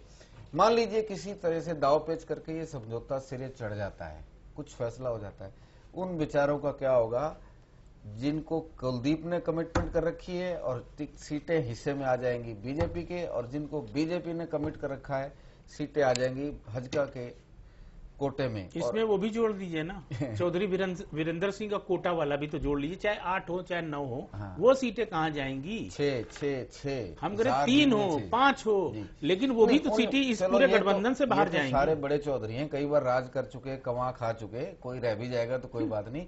उन गरीब उम्मीदवारों का बताओ ना, जो 2-2 साल से इन पे 2-2 करोड़ रुपए प्रचार पे लगा चुके हैं, इनकी रैलियां, इनको मालाएं पहनाने पे, इनके खाने पे खर्च कर चुके हैं, उन विचारों का क्या होगा? विनोद जी, देखिए, जब सत्ता आती है तो सत्ता के हाथ बड़े लंबे होते हैं। वो खाली एक बाजू नहीं है, साथ में उंगलियां भी हैं, सब है, वहां देने के लिए बहुत कुछ है। अरे टिकट मिलेगी, जीतेंगे तभी तो मिलेगा ना। जिसको नहीं मिलेगी वो भी अगर पार्टी सुप्रीमो के क्लोज है तो उनका भी खेल होता है, ये हम लोग जानते हैं। अभी हाल फिलहाल में इतनी अपॉइंटमेंट्स हुई हैं, वो भी क्या अपॉइंटमेंट्स हैं, जिसको चाहें दी जा सकती हैं। तो सत्ता का खेल बड़ा होता है। कुछ लोग नाराज भी हो जाएंगे तो उनको एडजस्ट किया जा सकता है। आप सत्ता की चाशनी को अच्छी तरह समझते हैं और उसको बटते हुए देखते रहना चाहते हैं। नहीं, बटती है सत्ता की चाशनी, तो इसमें शक कहाँ है, हम इनकार नहीं कर सकते। चौथा राउंड मेरे पास, सत्ता की चाशनी पे फिर बात करेंगे। चौथा राउंड, बीजेपी 29 वोट और कांग्रेस 40 वोट। जब बीजेपी और कांग्रेस को इतना वोट आया है तो अगला राउंड तो अनाउंस करने की जरूरत ही नहीं है किसकी कॉस्ट पे आया होगा। इसका मतलब ये है कि नांगल चौधरी भी गांव टू गांव बटा हुआ है।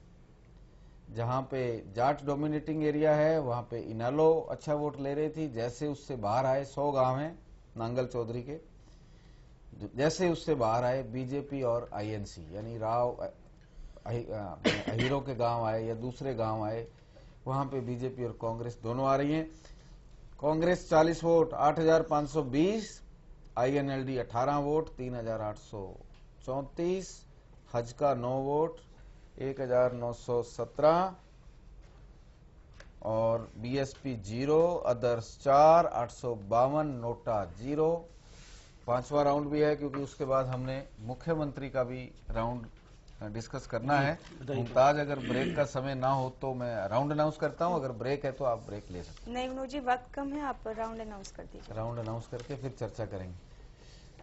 बीजेपी पांचवें राउंड में 21 वोट 4,473 और कांग्रेस इस राउंड में काफी अच्छी, बीजेपी से बहुत आगे 34 7,242, आईएनएलडी 30 कांग्रेस से कम बीजेपी से आगे 6,390, हरियाणा जनहित कांग्रेस ने अच्छी खासी दस्तक दी है, यहाँ 10 वोट 2,130, बीजेपी को यहाँ भी चेतावनी, हाथ मिला लो कुलदीप से, नहीं तो फिर नंबर वहीं के वहीं रहेंगे। बीएसपी 2 426 और अदर्स 3 639, नोटा 0। इस पे चर्चा करेंगे। बीजेपी की चर्चा चल रही थी तो बीजेपी 2009 में चौटाला के साथ लोकसभा चुनाव मिलकर लड़ी थी और कांग्रेस की हवा में दोनों को एक भी सीट नहीं आई थी। बीजेपी शायद सोनीपत सीट जीत गई थी, हाँ एक सीट भजनलाल जीते थे सोनीपत सीट 2005 में।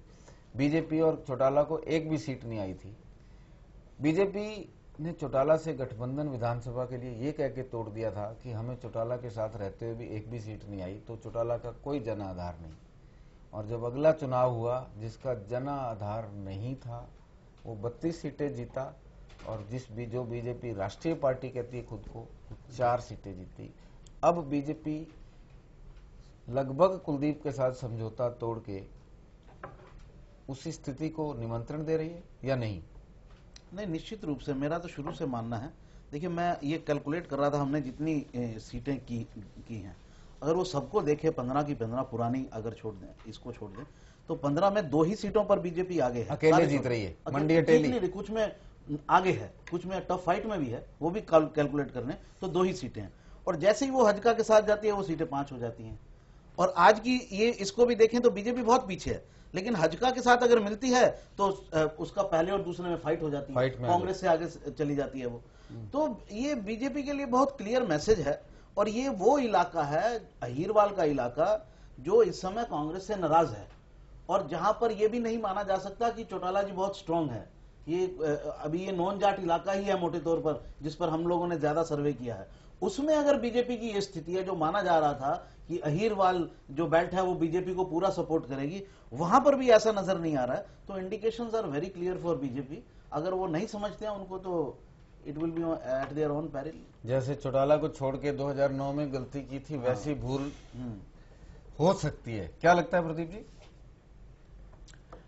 देखिए, एक ही बात को बार बार क्या दोहराया जाए, लेकिन संकेत एकदम साफ है, एकदम नहीं, मैं तो इसको पूरा प्याज के छिलके की तरह खोल खोल के सारे इतिहास, सारा भूगोल बता के तभी डिस्कस कर रहा हूं, ताकि हमारे दर्शक भी इसको अच्छी तरह समझे और पार्टियां भी इसको अच्छी तरह समझे कि क्या होना चाहिए। बताइए प्रदीप। देखिए, इसमें जिस तरह से बीजेपी को वोट मिल रहे हैं, हजका को भी वोट मिल रहे हैं। हजका को तो एक जगह 15 वोट भी मिले हैं, 10 भी मिले हैं, 9 भी वोट मिले हैं। तो हजका के पास एक अच्छा वोट है, और उसको क्या कहते हैं कि भारतीय जनता पार्टी इतना अपमानित क्यों कर रही है, मुझे समझ नहीं आ रहा है कि जबकि ये दोनों मिलकर ये जो आंकड़ा बता रहा है कि ये सरकार बनाने की स्थिति में पहुंच सकती है। भाजपा को गौरी जी फॉलो करते हैं, क्योंकि बीट भी कवर करते रहे सारे अखबारों में, तो पूछेंगे भाजपा क्यों अपमानित कर रही है कुलदीप बिश्नोई को। हमारे पास 6 राउंड का टोटल आ गया है और मुमताज के हाथ ऊपर आ गए हैं ब्रेक के लिए। शायद अगर ब्रेक का समय है तो आप ले सकते हैं, नहीं तो मैं 6 राउंड को एनालाइज करना शुरू करता हूं। नहीं विनोद जी, वक्त बेहद कम है हमारे पास, अगर ब्रेक लेंगे तो एनालिसिस पूरी नहीं होगी, तो आप अनाउंस कर दीजिए 6ठे राउंड।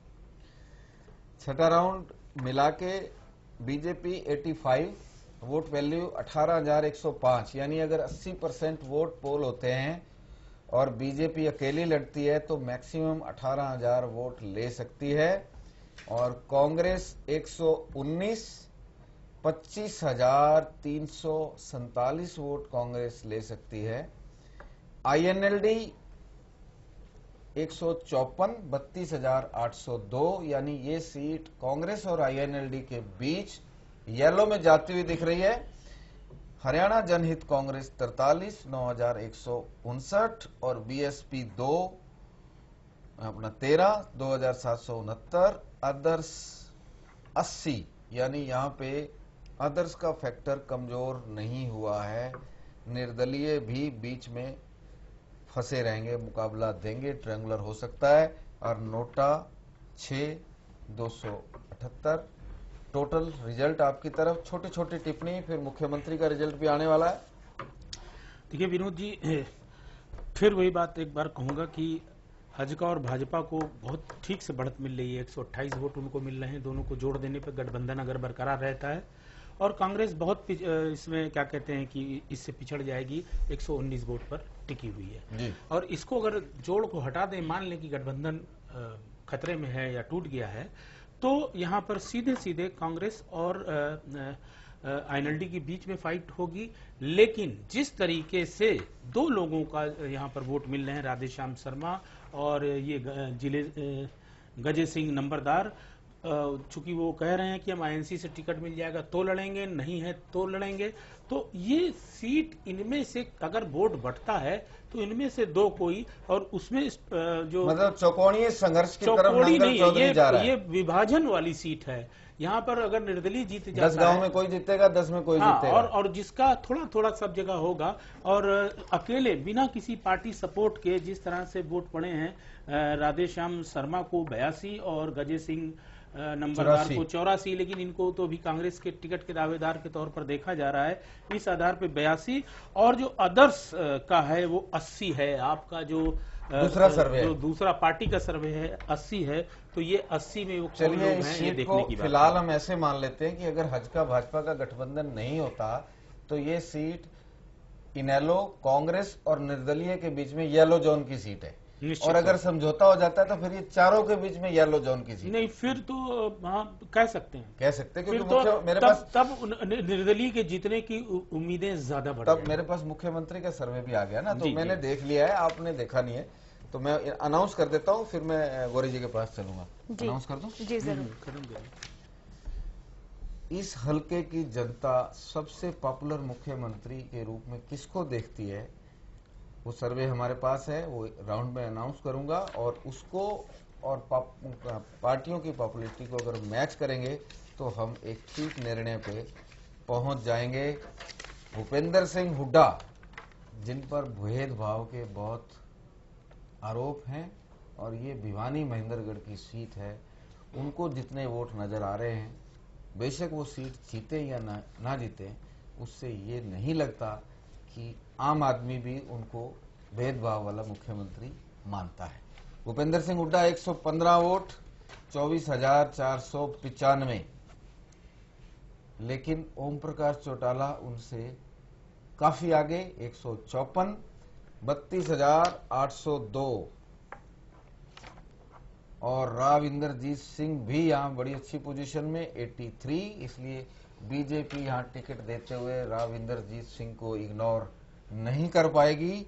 17,879, जिसको बीजेपी की टिकट चाहिए वो राव साहब के पास हाजिरी लगाना शुरू कर दे तो उसके टिकट के चांसेस बढ़ सकते हैं, बशर्ते राव साहब ने पहले कोई अपना परिवार को उम्मीदवार ना फिक्स कर रखा हो।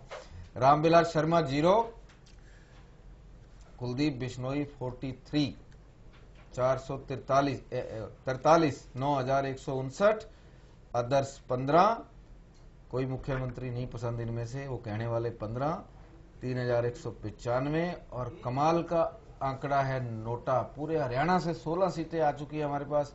नोटा ने मुख्यमंत्री के रूप में एक अलग जगह बनाई है। नोटा ने 90 वोट, 19,170, छोटी छोटी और बड़ी बड़ी दोनों टिप्पणियां एक साथ। गौरी जी देखिए, ये सीट जिस तरह से आ रही है, कांग्रेस पूरे, आपने बिल्कुल तीनों सर्वे को मिलाओ तो थोड़ी सी उलझती नजर आ रही है। नहीं, उलझती नहीं आ रही है सीट। देखिए, इनेलो को आप देखें तो इस पर क्लियर लीड है आईएनएलडी की। आप चाहे सीएम का ले लें, चाहे हम लोग पार्टी के स्तर पे ले लें, आईएनएलडी केवल उम्मीदवार पिटे, उम्मीदवार भी पिटे हैं। और अगर उनको और मंजू चौधरी का क्योंकि नाम लेट, उनका नाम अब अनाउंस हुआ और सर्वे पहले हो चुका है, नहीं तो और ज्यादा आते हैं उनको ज्यादा पहले आते हैं। लेकिन ये क्लियर सीट दिख रही है। मैं तो ये कहूंगा कि उनकी क्लियर सीट है इनेलो की। हालांकि येलो जोन में ही हम इसको डालेंगे, थोड़ा 10,000 से कम मार्जिन है, 10,000 से कम मार्जिन है, लेकिन बड़ा हर तरह से देखें तो उनको क्लियर दिख रही है। और दूसरे नंबर पर निश्चित रूप से यहाँ पर कांग्रेस है। कांग्रेस के लिए अच्छी खबर यही आ रही है सर्वे में कि इतनी बुरी हालत नहीं है जैसी प्रोजेक्ट की जा रही है, जैसे दूसरे इलाकों में, या हम लोग प्रोजेक्ट कर रहे हैं, या जो लोकसभा के परिणाम आ गए। चंद्र प्रकाश दहिया कह तो रहे थे मीडिया ने मार दिया, बीजेपी मोदी उठा दिया। हाँ, इस बात से थोड़ा सा फर्क पड़ता है? नहीं, अगर जनता अपना मन बना चुकी है तो इस बात से कोई फर्क नहीं पड़ता, मीडिया कुछ भी बोले। मुमताज, फर्क पड़ता है? नहीं। चलिए मैं मीडिया पे बोल देता हूँ। जी बोलिए। मीडिया का फर्क पड़ता है, और खासकर मिडिल क्लास और जो मध्यवर्गीय वोटर है, और जिसको हम फेंस सीटर भी कहते हैं, जिसको हर चुनाव में विश्लेषण किया जाता है कि आखिरी मूवमेंट में 2%, 3% आदमी इधर उधर होता है, वो इसी आधार पे होता है। और बहुत सारे ऐसे लोग भी होते हैं कि हमने आज तक अपना वोट नहीं खराब किया, हमने तो जिसको दिया वो जीता। ये जो है ये मीडिया के हवा से चलते हैं, और मीडिया से अगर असर नहीं पड़ता है तो 40,000 करोड़ रुपए का कैंपेन था भारतीय जनता पार्टी का। तो अगर फर्क नहीं पड़ता तो इस गड्ढे में डालने की क्या जरूरत है।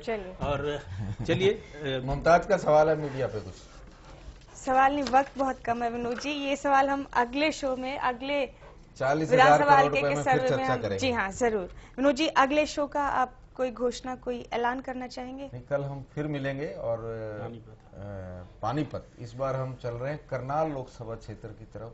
काफी सवाल आ रहे थे कि आप जीटी रोड बेल्ट क्यों नहीं आते, तो कल से हम जीटी रोड बेल्ट शुरू कर रहे हैं। रेगुलर 2 से 3 सीटें हम जीटी रोड बेल्ट की खोलेंगे। उसके बाद हम जाएंगे हिसार जिले में, मध्य हरियाणा में, और थोड़ा सा हम कॉर्नर टच करेंगे अंबाला और कुरुक्षेत्र का, ताकि अगले एक हफ्ते में जब तक हम 30 सीट खोलें, लगभग पूरे नहीं तो आधे हरियाणा का और चारों बेल्ट का मूड हमारे सामने होगा। फिर हम फिरकी घुमाएंगे कि तीसरे राउंड के सर्वे में क्या पोजीशन होने वाली है। चलिए, तो फिलहाल नांगल चौधरी के सर्वे के जरिए हमने आपको दिखाया कि नांगल चौधरी की जनता आखिर चाहती क्या है, कौन है उनकी पसंदीदा पार्टी, कौन है उनका पसंदीदा उम्मीदवार, और किसे चाहती है वहां की जनता सीएम बनाना। फिलहाल हमारी इस खास पेशकश में इतना ही। दीजिए इजाजत, लेकिन आप देखते रहिए खोज इंडिया। नमस्कार।